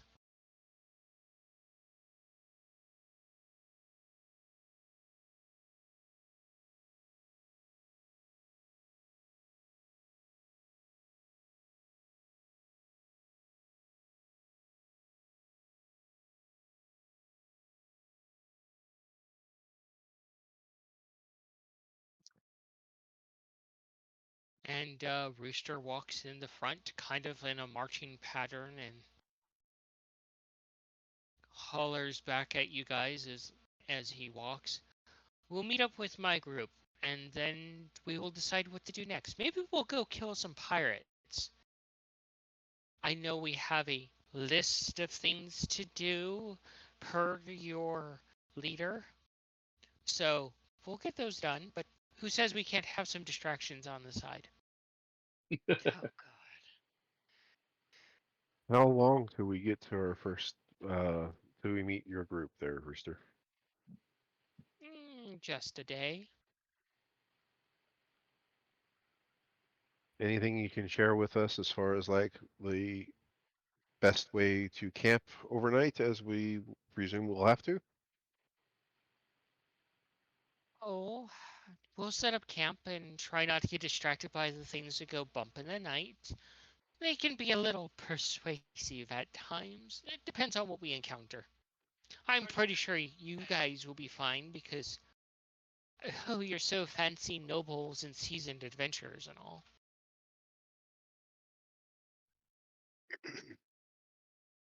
I can sense the hatred from Cayenne right now.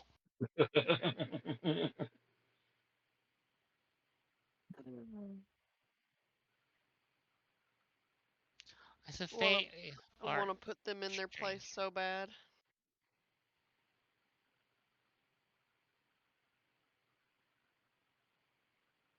And you guys eventually see someone that's traveling, heading towards the city, and they Rooster stops at them, and you guys eventually catch up at them. And Cayenne, you instantly recognize them as one of the Fae from the city, and they immediately pull out a piece of parchment, and they're like, "Oh, oh, oh, we have guests." They point at Angelo. "Oh, you dark and gloomy. What is your name?" "Oh, please tell me your name." You know nothing about No. Fae customs there, Angelo. Oh Can I no. insight this? Because they seem just a little bit too giddy. I want to invite all of you to a personal ball of mine.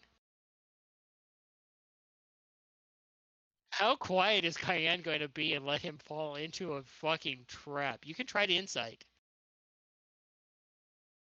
I'm gonna let him insight into That is this. a 10. They could be very truthful about it, from what you understand. They seem like they want to invite you to one of their grand balls, and that would give you influence for your master. Hmm. I don't like how cheerful this person is. It's very off-putting.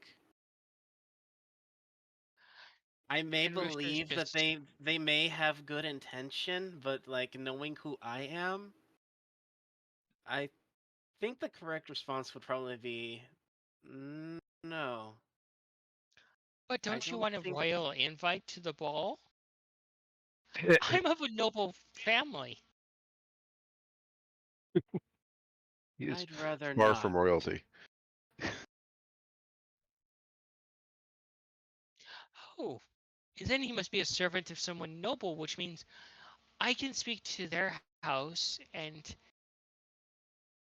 perhaps I can get you a meeting with the higher court and you can gain some influence. I just need your name so that I know who to send the invitation to.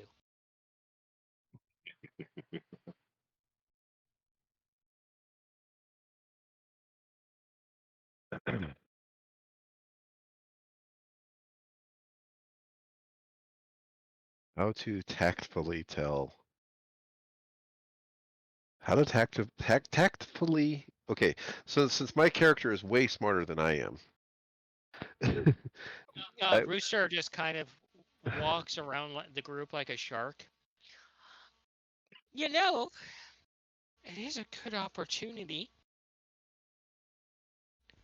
but it's entirely up to you, Mr. Dark and Handsome. Ew, you're not really handsome. You're kind of uglier than my dog.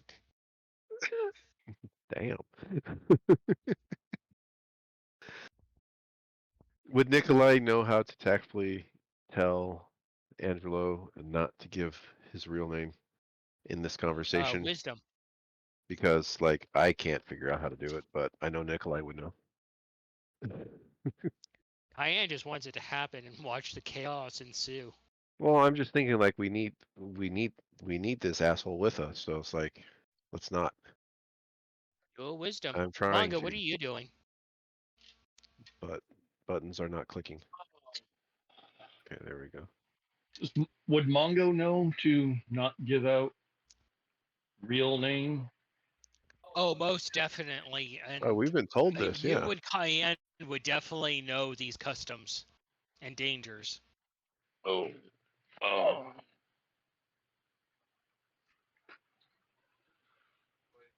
Why it's not being tactful. That was a 5. Okay, I think I got an idea. The one he says has always referred to this fellow as Fangface.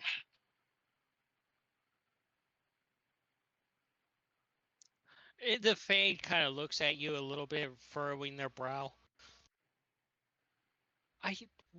What? Wait.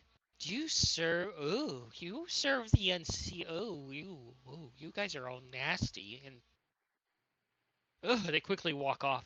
Ugh, gross. I talked to someone from the Unseelie Court.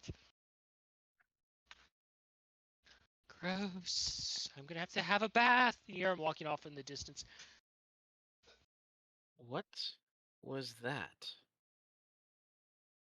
Cayenne is just gonna yell, "Prejudice is a bad look on you."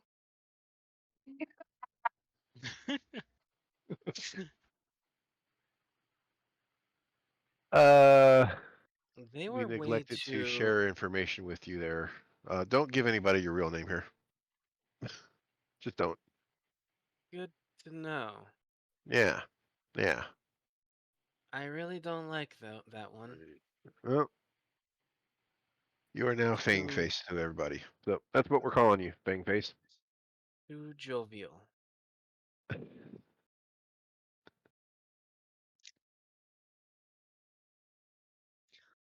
And Rooster looks over. Oh, why did you do that? I wanted to see what would happen. It would have been amazing. Aren't you supposed to get us to where we're trying to get to safely?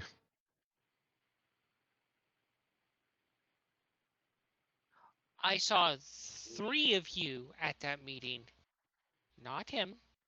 So he doesn't count. You know what? You do bring up a good point. We don't know if he can count. And Rooster starts walking off again, heading in the direction.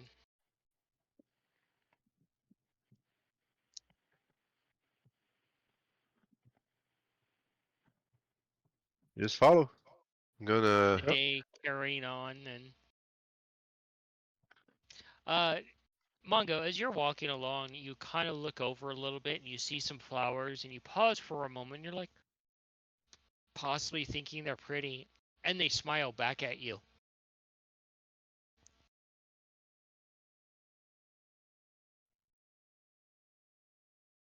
That would Pay probably attention to touch the my flowers, soul and a lot. flowers smile at you. And one of them speaks up. You smell pretty. Come closer. We want to smell you. And you hear this from behind you, Cayenne, as Mongo starts to fall behind a little bit.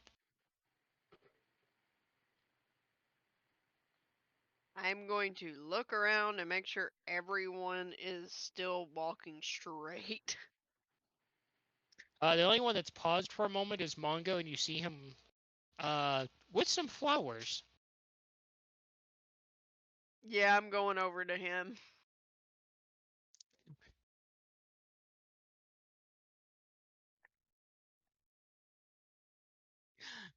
What are you doing, Mongo? As Cayenne starts to head in your direction. I guess respond to the flowers. My sister was petting flowers, and I guess I'm talking to them. Uh, thank you. I try to freshen up when I can, but you smell lovely as well. I need you to make a dex saving throw. Fuck.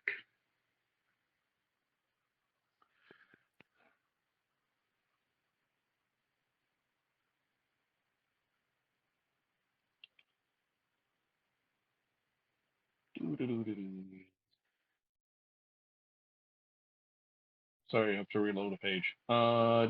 Dex. Save.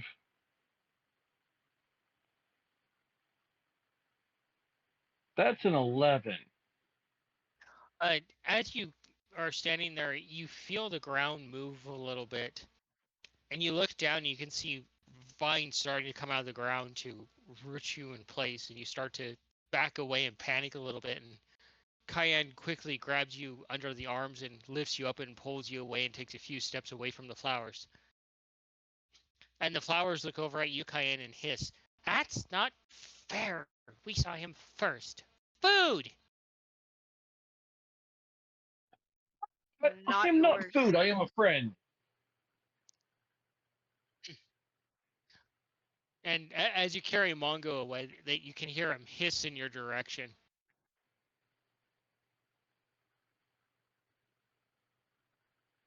I'll hiss back at him.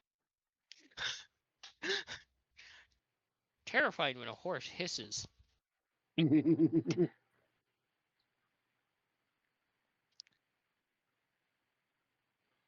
You guys are in Mongo. You're starting to realize the dangers of the wilds. How anything could be predatory, even a flower. Okay, like seriously, the flowers were being nice and they were trying to eat me.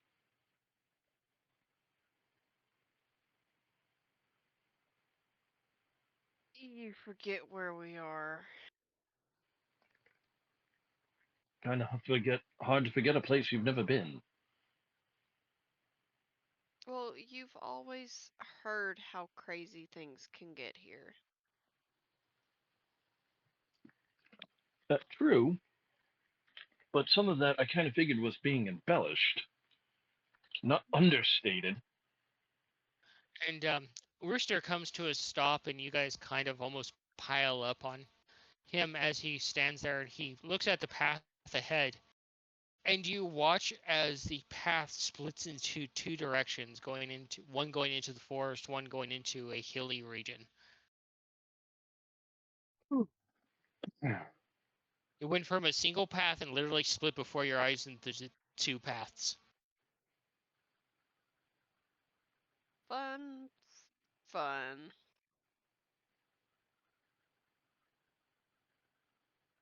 And Rooster pulls out his sword and points it forward and licks his finger and sticks it up in the air, and the you watch him move the sword between the two paths, and he starts walking towards the forest. Follow after him. So you'll get to meet my group. They're a fun bunch. All of us have a number of pirate kills. Have you guys killed any pirates? Based on his definition of pirates, have we? Uh, I don't know if you guys actually killed real pirates. Just vagabonds or highwaymen in like our first encounter. Yeah, the bandits. That's about it. I mean, you can lie and just say yes, we have killed pirates, land pirates. Land pirates. Yeah. There you go. Well, we haven't killed the water dwelling kind. We have taken out some that were on land. Amateur land pirates. Wait, land pirates? They come. Wait, there's land pirates too? Oh, it's far more desperate than I could have imagined. For lack of Well, a better term, yeah. I guess I have to expand my repertoire.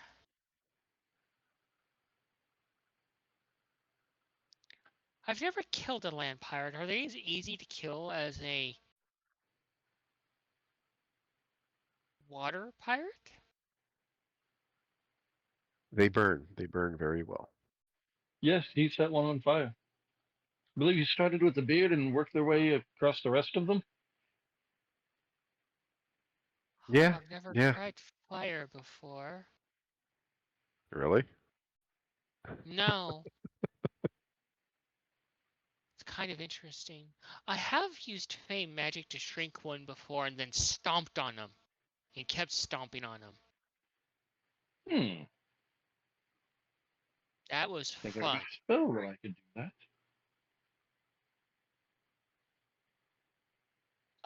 Cayenne, do an insight.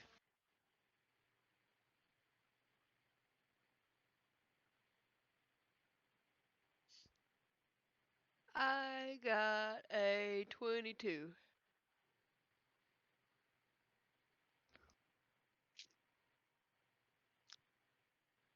Something hits you deep in the pit of your stomach. Something that there's a familiar sense of dread from this asshole. Like at the very bottom pit of your stomach where you do not want to feel dread.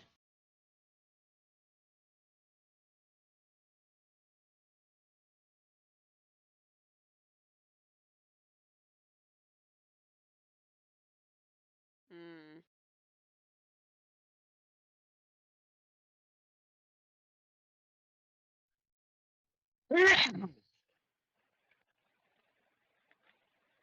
I think Manny sneezed and he didn't mute himself. No, that wasn't me. That was Oh, me. that was Tom. And you guys begin to enter the forest, and you can see some deer off in the distance that kind of, when they gallop away, they kind of leave a mirror image behind them like a light trail, and it just fades after them. And you can see the light coming through the canopy above as well. The sounds of the forest, accompanied by the birds and also the various fairies laughing off in the distance. as you head deeper into the forest. Yeah, so Rooster took us into the forest, not on the road. That's split. Right. Oh, okay. Mhm. So, you guys are almost grown ups. Are you going to be pirates too? Does that mean you're going to be a problem? Why would we want to be pirates?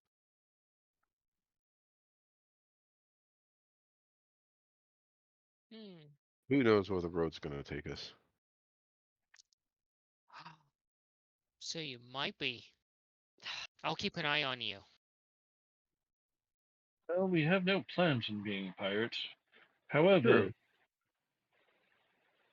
we will probably be problems for certain individuals who don't like us.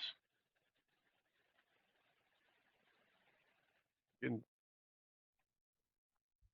definitely say that if being a pirate will help solve a problem, I'll be a pirate. And the day you can see the sun starting to go down, and off in the distance, somewhere in the forest, you hear a rooster crow.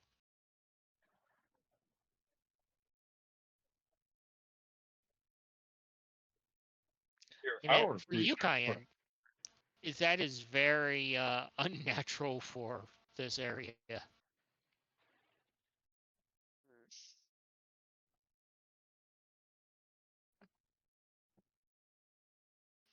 Do not become separated from your weapons. That won't be an issue.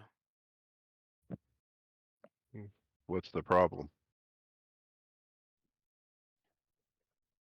Are you deaf? What? You didn't hear loud, unnatural noise. There's noises all over the place here. What noise are you talking about? I can't really replicate it, so Can you describe it? I just did a natural noise. Unnatural noise. Okay. There's no real description. It's an unnatural noise. That is the descriptor. Unnatural. What is the What? noise? Unnatural. I Loud, unnatural noise. I heard my say a rooster crow. That doesn't seem unnatural to me. In a forest like this, that is very unnatural. I'm not a nature person, and I would understand that there are such things as wild chickens. Why would there not be a rooster in the forest, in the wild? That's where I'm coming from. I don't know what's unnatural.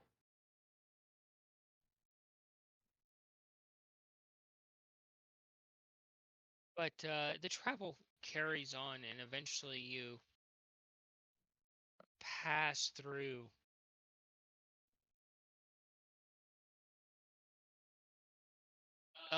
some bushes and shrubbery, and you look behind you, and the pathway that you guys had come from is no longer there.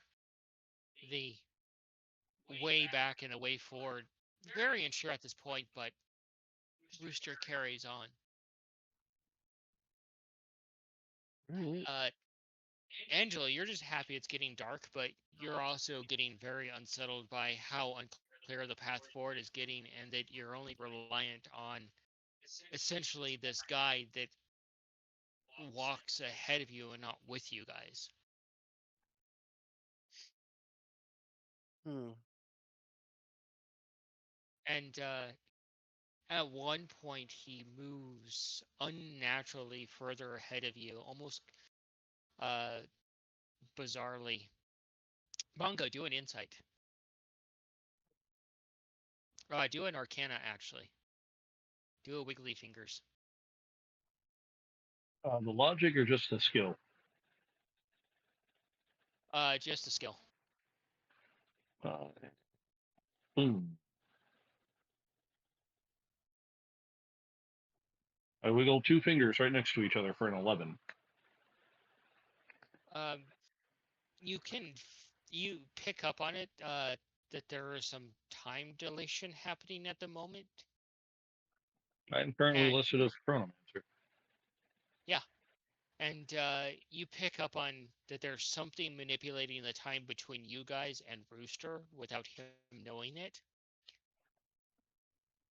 and you feel something brush against you, almost like a house cat, Mongo, and then you feel it um, on like your left side, and then Angela, you feel it on your right side, and Nikolai, you feel it kind of step over you, the tip of the tail brushing along you, and then you feel it brush against you, Cayenne, and you see this smile floating ahead of you with these two giant eyes, and it starts to apparate a little bit. This cat made of smoke.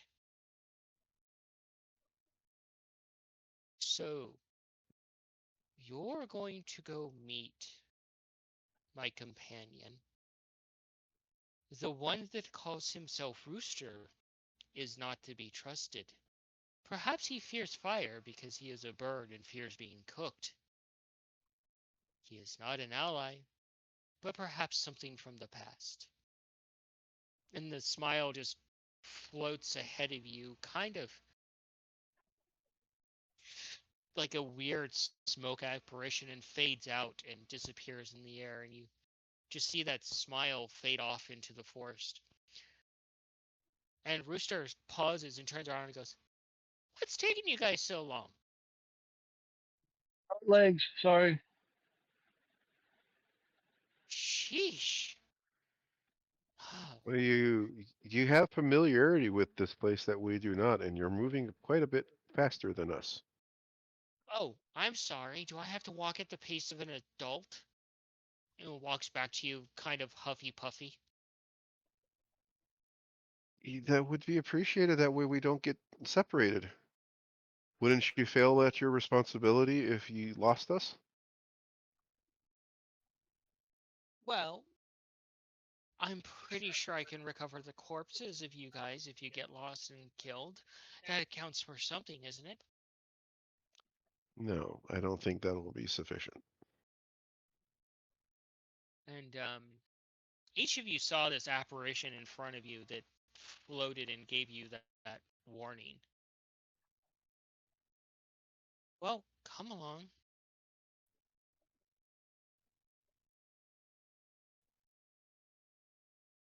Look up at my siblings, kind of for that verbal or that visual eye contact. Are we going to proceed in following this guy? I'm following him just so he's in front of me and I can watch his ass. I don't trust him being anywhere but from in front of me.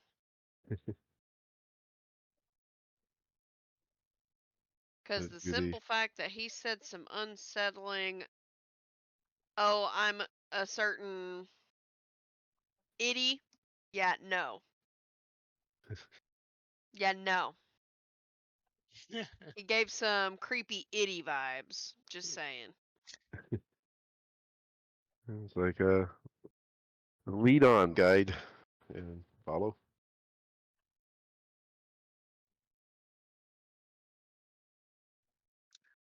And Cayenne, you've never seen a feline like that before, and in your any of your travels or anything you've read before. Neither have you, Mungo. You've never heard of even a familiar that's like that either.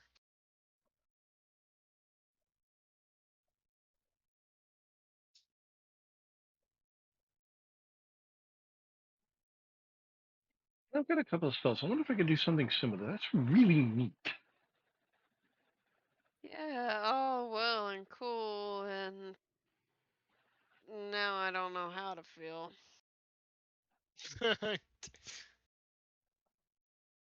And eventually you get to the actual camp of Rooster, and it's your favorite, Cayenne. It's up in the trees in a giant tree house. At least she doesn't have 2 extra feet to deal with. Yeah. Yeah, but it's still off the ground.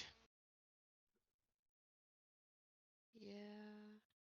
like redwood tree height off the ground. Always And loved. the elevator system comes down, and Rooster steps onto it, and he's like, "Okay, all of you that can't fly, onto the lift."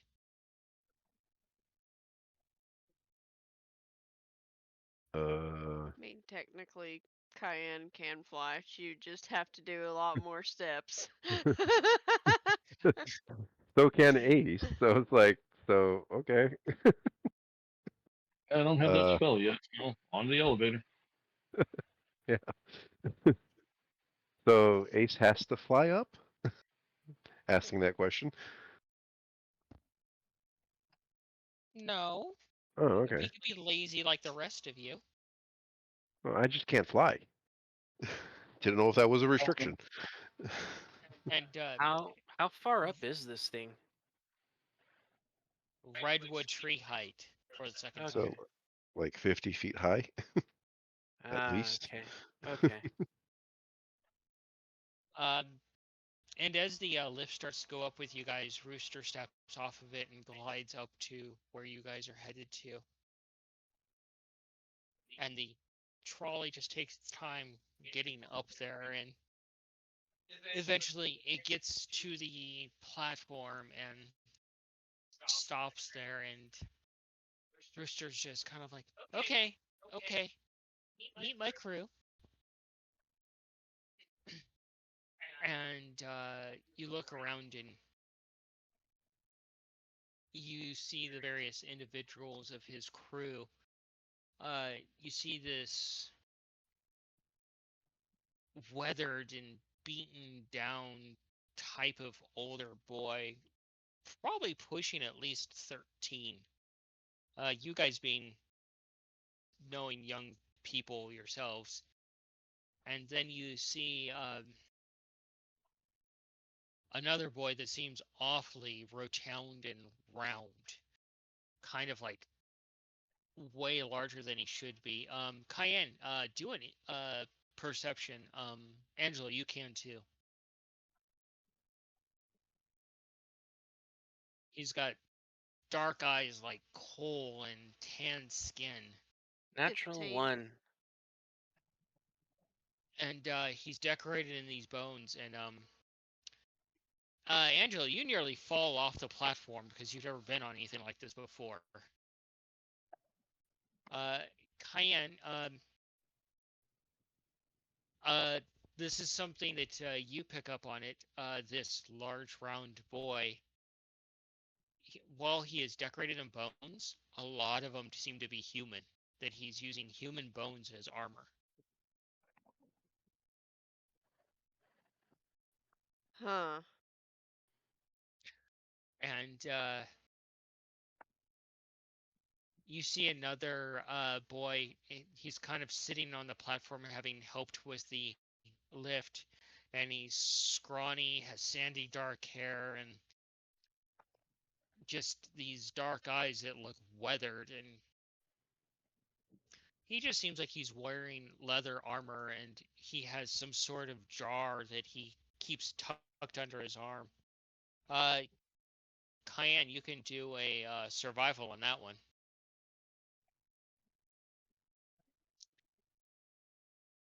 Ace grabs you before you fall off the platform, Angela, and pulls you back on. My Well, survival was a 17. You look at the jar, and you see scrawled on it in what would be a type of human common, and it says marbles. But you look at it closely, and you see it's a jar full of eyeballs. Of course it is.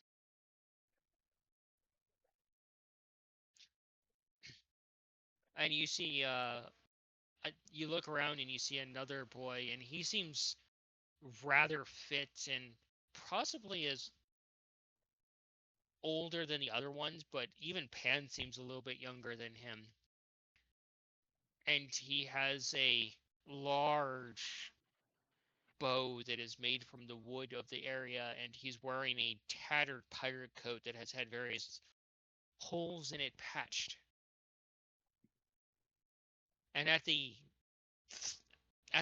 bottom of the throne where Pan, aka Rooster, sits, you can see that there is this large dog there that looks like an English Mastiff and British Bulldog mix that is adorned with many scars and armor made from bones as well. And he just watches you guys, and you can see slobber coming from his mouth. Like, then he looks over to Rooster, seeming to ask if he can consume you guys, and Rooster motions no. And Rooster walks around and he pats the one boy, and he's like, the one that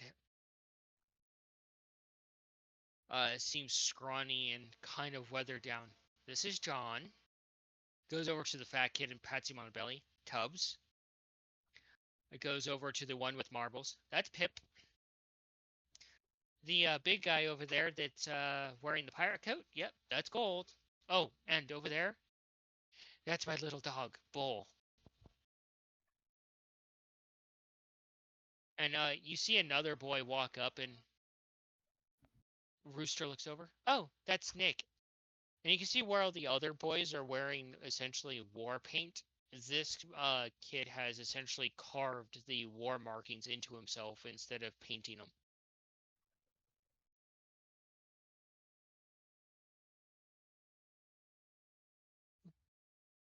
Interesting group. Is this dog like a regular normal dog, or is there something unique about them? It is a fiendishly large dog. This is not a normal dog. Good to know. No. Very good to know. I am offering a handout like this to dog for it to smell. It takes heavy, deep snorts on you. Your hand getting some slobber from it. And the dog stands up, looking at you eye to eye, and just licks you from your belly button all the way up to your forehead, leaving a trail of slobber and bad breath behind. I am going to tell them you are wonderful. Just to see how And they react. the dog just kind of like perks up instantly. Its little nub of a tail wagging a little bit. And Rooster looks over and glares at the dog, and the dog catches Rooster's look and kind of whines a little bit like it misbehaved. I'm glaring at Rooster. Rooster's like, the dog has a job. And he will do his job so much better with positive affirmations. Don't you feel better when someone tells you that you were doing a wonderful job and it makes you do so much better? Oh God, Cayenne hits the kid below the belt. Does it? Yes, I do. Yes. Tell that wonderful pupper every once in a while. You don't have to do this every time, but try it every once in a while. Tell them that they're doing a good job, and I guarantee you'll see an even better improvement on their work ethic and their behavior. He crosses his Guaranteed. arm. I never considered that. I will take it to the war table and consider it. Sounds like a good idea. Just saying. Just business advice. That's all.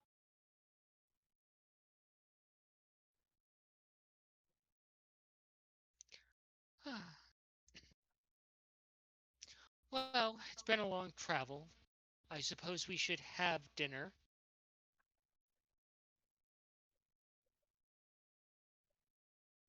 Boys, did you get dinner ready? And you see them all scramble off. Go for it, Cayenne. If any assistance is needed, I'm more than happy to help. Oh, no, you're a guest. And you're a girl. Okay, and your point? Girls are supposed to be pretty. I back away from Cayenne. Ace just like puts his hands up and backs away too.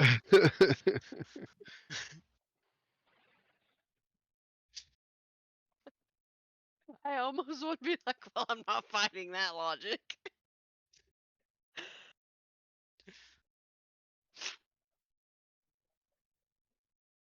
Well, girls can work too, but I thought I would offer.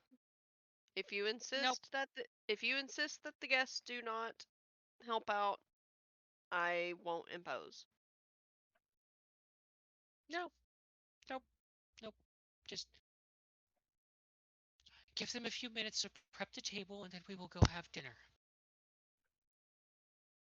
Okay. You're my guest, so you get to have dinner.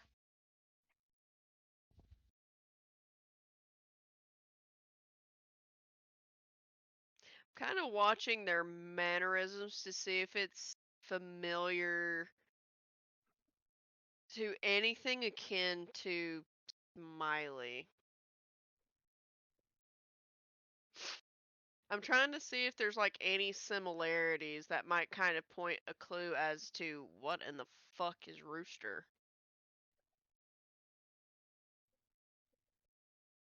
You do not like him at all, do you? I don't trust him. I didn't trust him the first time I met him. I was like, there's something off about this fucker. There's something off. Something ain't right. Something ain't clicking here. You just got a visitor that basically told you told you to be on your guard.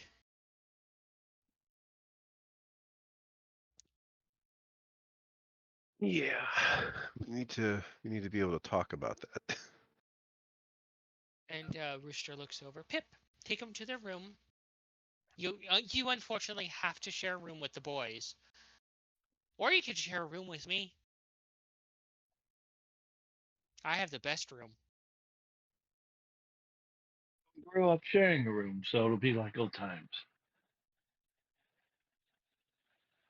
I was fixing to say, I don't think it would be wise for Kyan to be in a room with them. Someone might end up dead.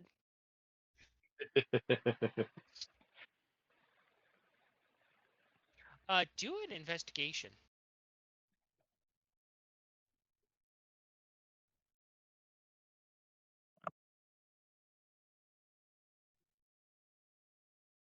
13. 13.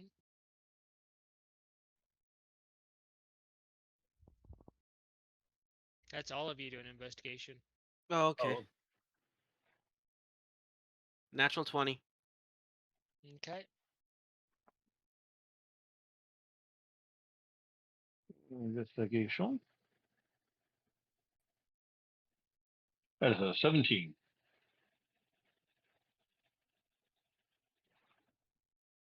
Oh my god, it's like watching a slideshow over there.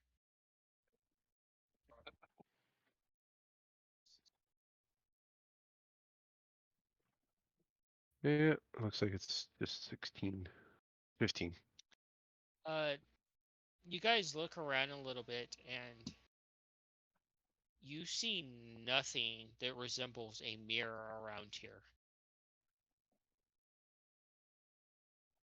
And the treehouse itself has wooden bridges that head off in various directions, and this is a central area where Rooster's throne is that has many adornments to it. The beams themselves, everything is crudely crafted. Definitely can tell that children built this place, and there were the twine and such. One detail you pick up, Cayenne, is you look at some of the twine. While most of it is made from essentially wood, some of it is made from flesh of something, skin made into twine, essentially leather strips, helping bind some of the structure together. Interesting.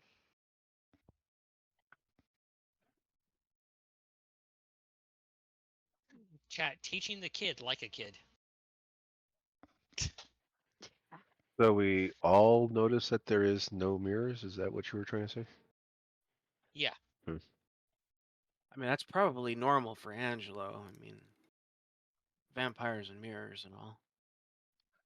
I mean, But still, that is kind of odd. doesn't the Fangmeister have mirrors in his realm regardless? Just for He decoration? does. Yeah, Common people do so have mirrors. Yep, the people of the region more than likely would. I don't. Would he have any in his castle? Would it make sense for there to be? Yes, that's he would. All that's right. what I'm saying. There would be there. So then, yeah, he Uh, would know what they are, and then okay. Victor would have mirrors. While he can see his own reflection, his servants cannot, which is a form of domination.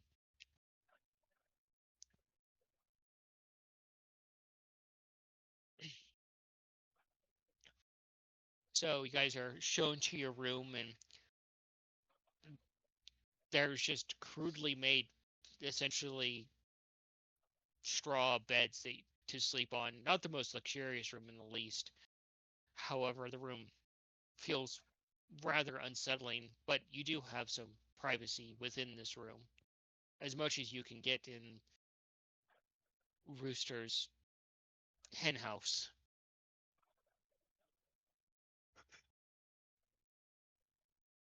And you guys can talk amongst yourselves.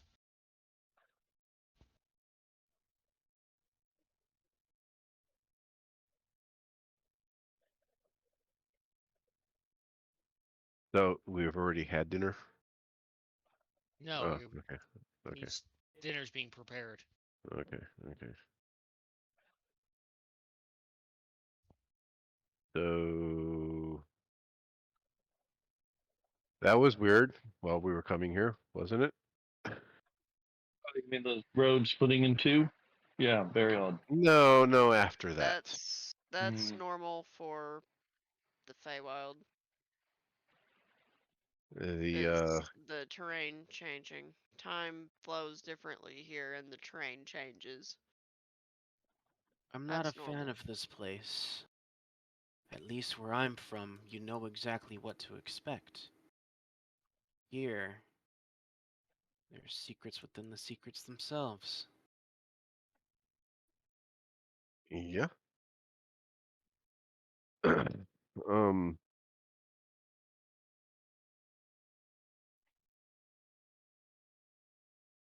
Our friend is rather unique. yeah. This is true. So did we all have something else happen earlier with the Yeah, smile? don't know which one of them are listening in. Yeah, yeah, yeah. Yeah, like I said, we need to be able to talk about things, and I don't know how we're going to be able to do that.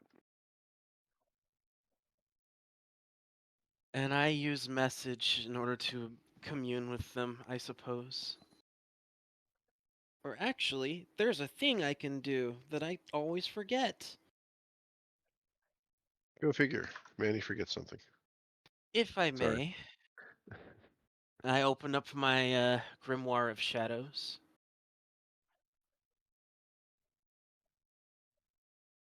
Entirely voluntary, if you wish. You need only write your name upon the book.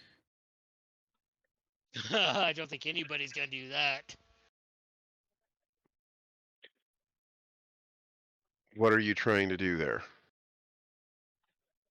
I can make it so that way we are all able to go ahead and speak to each other as if it's sending without using a spell slot.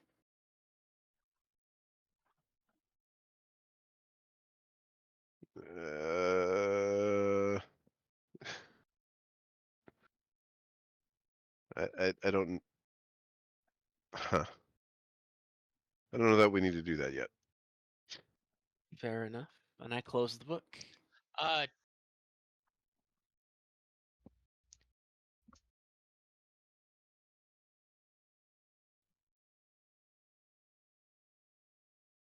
Yeah, the forest oddly silent in this area. None of the sounds have basically dissipated into just pure silence. The creaking of the tree house and the rustling of leaves outside accompanying you guys. Um, as you wait in the room, you kind of just you guys can talk amongst yourselves, quite literally about the situation. You do have some time. Mongo, if you want, you can do an Arcana.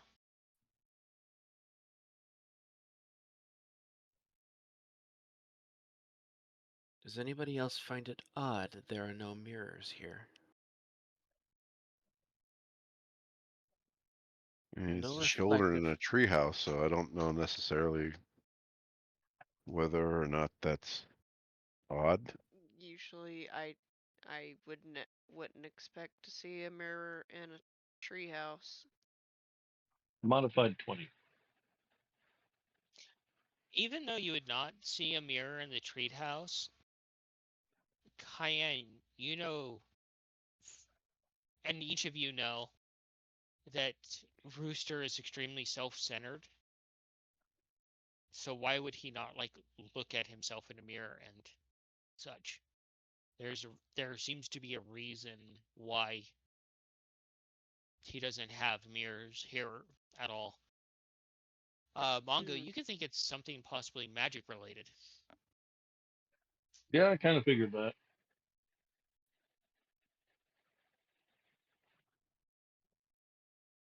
Furthermore, this unique individual, they exert great profane energy. Well, you aren't exactly a shining beacon of hope either. No, but as I've said to your brother in passing, it takes a monster to know a monster. This person is very dangerous and quite possibly evil. And okay, Perhaps worse than I. perhaps worse than you.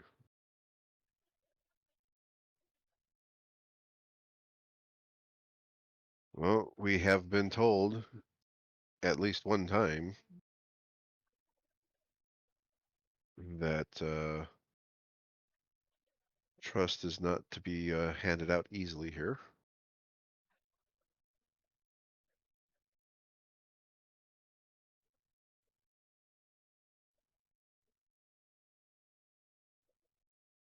Kind of look around, make sure none of the others, like the bearing boys and our host, are not around, and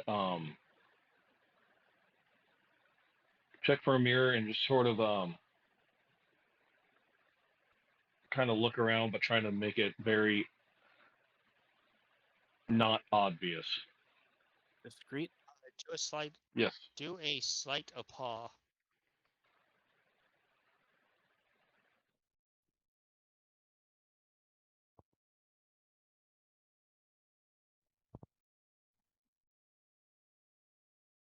13. You take it out and you do a sleight of hand like you're shuffling papers, and in a way you give a signal for your siblings to gather around. And as you guys gather around a circle around this mirror, Mongo, I'm sending you one more message.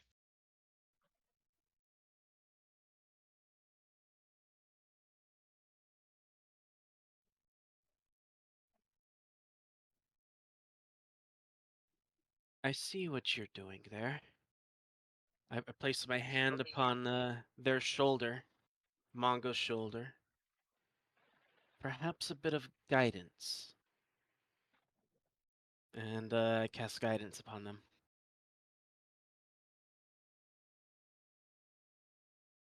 How does it feel having someone of his dark nature cast a spell on me, even though it's somewhat helpful.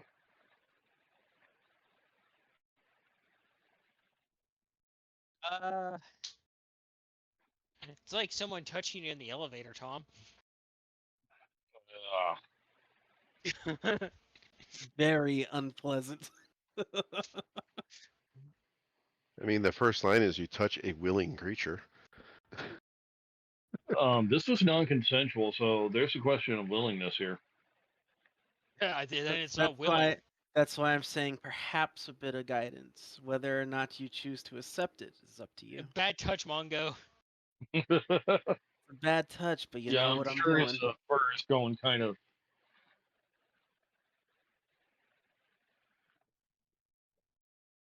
So yeah, just as I'm being, oh god, there's no good way to say this.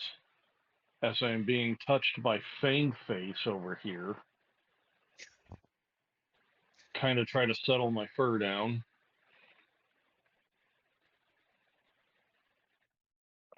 Try to discreetly breathe on the mirror to kind of fog it up a little bit and write, "Hello there." You guys watch as Mongo do this, and then the fog fades away, and you can see another room past the mirror as it's being shuffled around a little bit. And on the other side of the mirror, you see it's sideways and it's immediately tilted properly. And you see this woman about your age, Cayenne, with black hair framing her face and her eyes, two different colors, extremely pale. And she's like, "Oh, I do say you've gotten my message. Pleasant greetings. We will meet soon, I hope. Name's Alice. Play his game. Be safe. Get rid of this mirror. Once you're within my presence, I can protect you properly."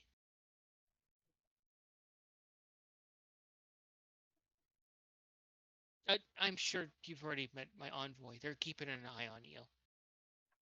Uh, The fuzzy one? Cheers. And the mirror cracks in your hand. Oh shit. And at that moment, you hear a knock on the door. I quickly put the mirror in one of the pockets of my the thing my dad gave me that nobody can put their hand in Oh without yeah, I know being what you're pulled in. Yeah. Yeah. And one of it's the golden boy. He's like, "Dinner's ready. Come on, adults. Let's go." And he marches you to the dining room, and you see once you get to the dining room, you can smell food. You see all sorts of empty plates on the table and plates for people where they sit, and you see Pan sitting almost at a throne at the head of the table, and he motions for you guys to sit at the table that's empty, but you can smell food. And he looks at you. "Let's see if you're still young, shall we?" Do you guys sit at the table? Humor him. Mark it. Yeah, take a seat. Take a seat. And all right, it's feasting time. And he reaches over to one of the empty plates, and he seems to grab something. And I want you to each do a wisdom. Natural 20.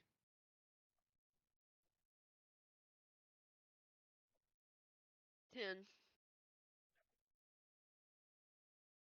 Modified 20.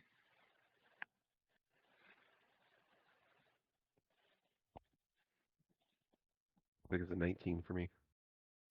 Okay.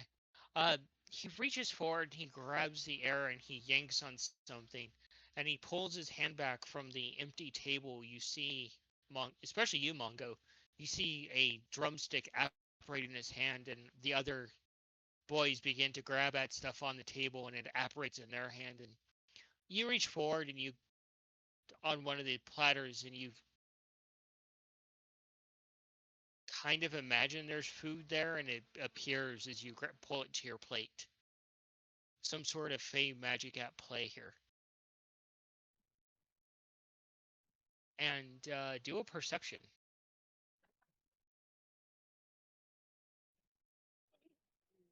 each of you. And 11. 18. 14. Nikolai? Oh, you're way down second roll still.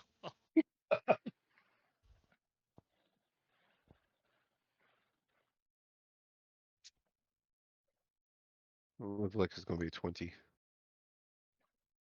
Hey, Mongo, his dice roll as slow as you drive. Jesus. That's a bit harsh. Come on now. Sometimes there's downhill. It's a 20. So as you guys begin to eat, and you look over at your host, behind him, behind the throne, you see the light finally catches it. Ash has been basically rubbed on the wall to represent his shadow, and it looks like a very familiar person that Cayenne hates, overlooking the entire meal.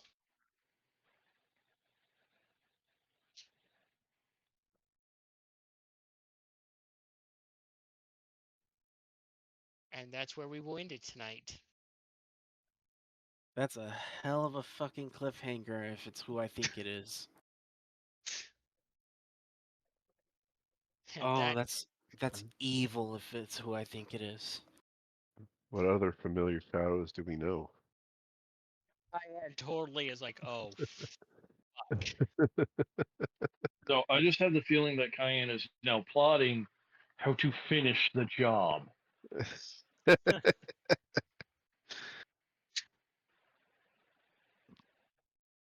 Her worst nightmare came back to haunt her.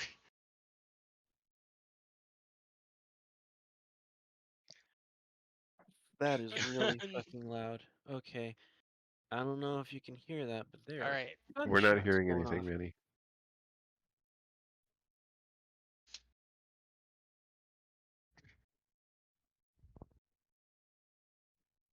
All right. Well, we will jump into the post-show banter and finish this up for the night. Cayenne, we'll start with you.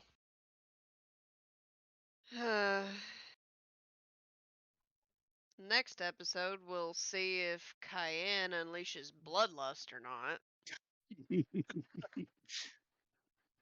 and give people a reason not to follow her, because if they so much as cross her, there will be no afterlife for them. There will be no after existence. That's fair. Your entire bloodline will cease to exist. Oh. Being able to get the art to Alufa was great. Yeah. Totally melting. She Mhm. ugly cried. Mhm. I do not like Rooster at all. Now you have even more of a reason not to like him. Reminds me of a certain somebody who got off way too easy, who I'm hoping someone finds his ass.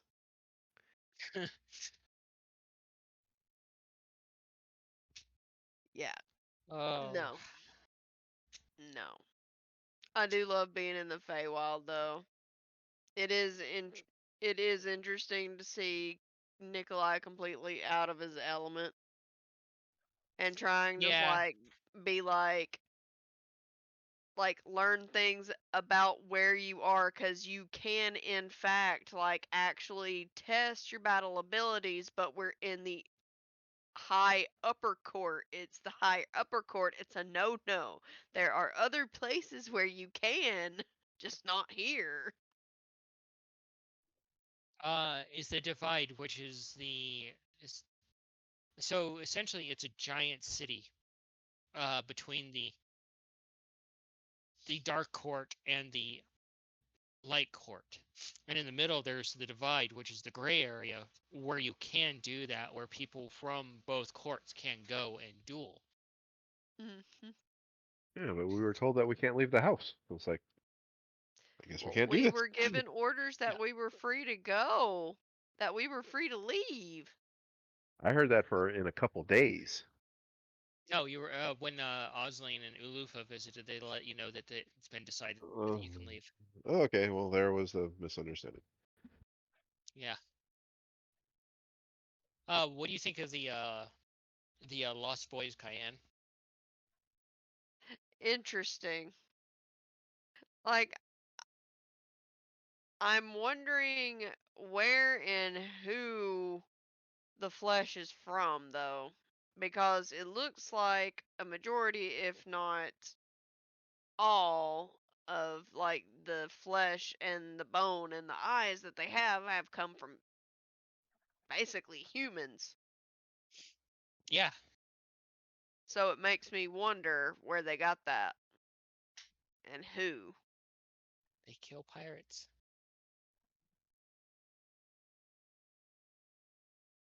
Yeah, but who's to say it's just pirates though? Yeah, that is the thing. You do know who you're dealing with and how twisted they are. So And we're in the Feywild.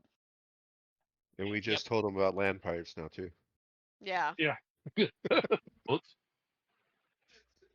pirates could literally mean anyone who bores them, yeah, anyone who tells a bad joke, anyone who looks ugly. Better be careful, Tom. The bad joke part. Yeah. Yeah, I was thinking that. It could also be a mouse fuck stuck in crust. Cayenne. I know you love the dog. Yes, You love Bull. yes, and I will full on beat Rooster's ass for disrespecting that pup. Yeah, no, we ain't doing that. You're not doing that in front of someone who is all about everything nature, no matter how weird or kooky it is. Yeah, and you got to learn about another druid tribe.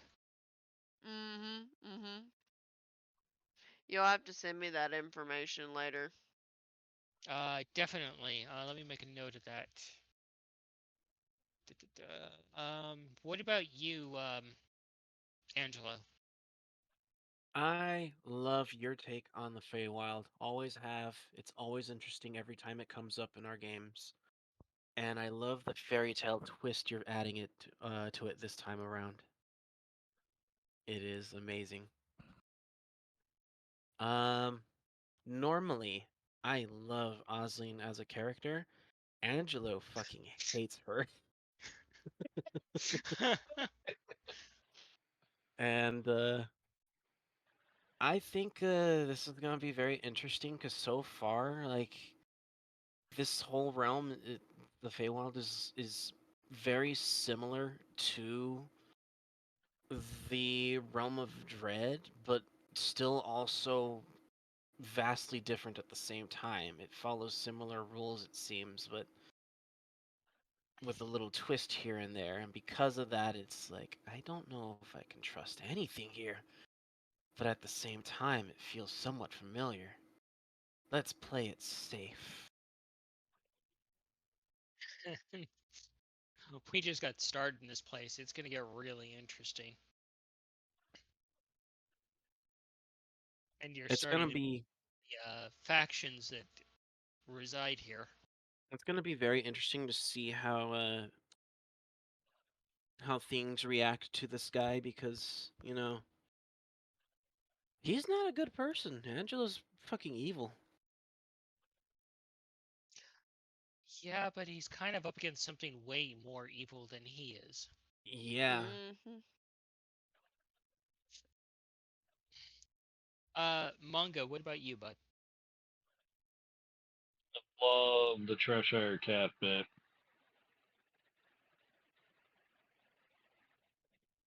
And I personally thank you because there's something that I've been wanting to do in game just to fuck with someone, and now Mongo can have that train of thought. Oh boy. Just need to mix a couple of spells together, and I'm gonna have some fun. uh, the whole Feywild thing. That this thing's just been a trip. I love it. Um, been able to get oh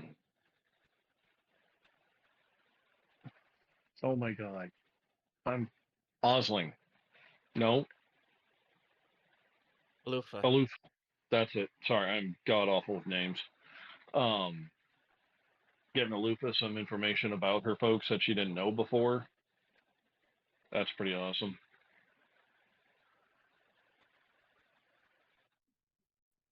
Yeah. Mongo has a new conspiracy to twiddle his whiskers about. Oh god. I guess you're just sitting there twisting your whiskers like maniacal genius. Hmm. What about you, Nikolai?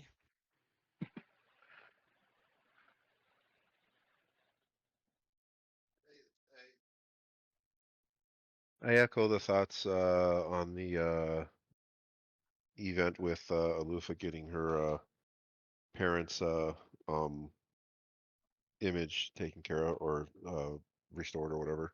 That was pretty cool. Um, the character of Rooster is intriguing. The little tidbit you gave us of potentially a connection is quite astonishing to a previous bad guy. That's pretty cool. The um whole funness about like Kippa set us up with this Rooster character, but now we have someone who has just injected themselves into our environment um to seemingly work against Rooster now, or at least take us away from. I don't know. I don't know the whole situation there. That's interesting. Um, it's just like some twisty fun stuff is kind of cool. The whole situation there where the Fey denizen was trying to get Angelo's name. That was pretty cool. Oh yeah, that talking flower, that was wonderful. Oh yeah, the talking flowers were fun too. Can pets flowers? Mongo talks to them. Yeah. That was interesting. The imagery that you painted on some of the stuff was really cool. The especially the city as we were leaving and then as we were approaching um towards the treehouse. That was all pretty cool. The dog seems fun. Oh yeah, we're adopting that dog. So yeah, that's about what I got there. What about you there, GM? I just have to echo a lot of what you guys said. Finally starting to trickle in the wilds after so long of just like talking about it and teasing it.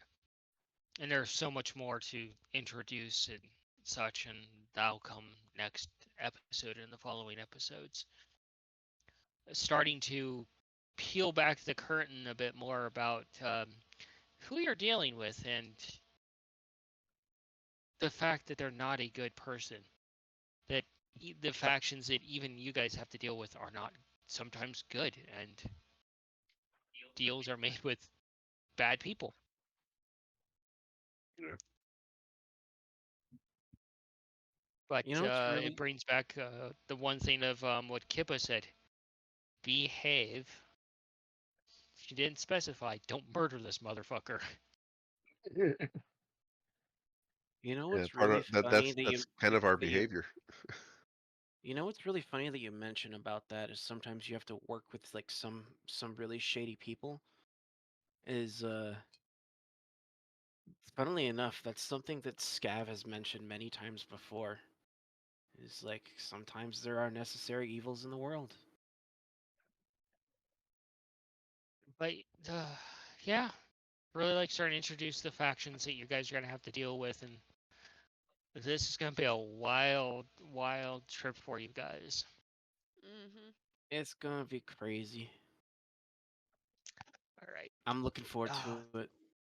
I know a lot of us are really tired right now, so let's say good night. Good night, everybody. Oh, Good night. All right, everybody. Thank Don't you. forget to like, comment, subscribe, join our Discord, and share us with the world. Yeah.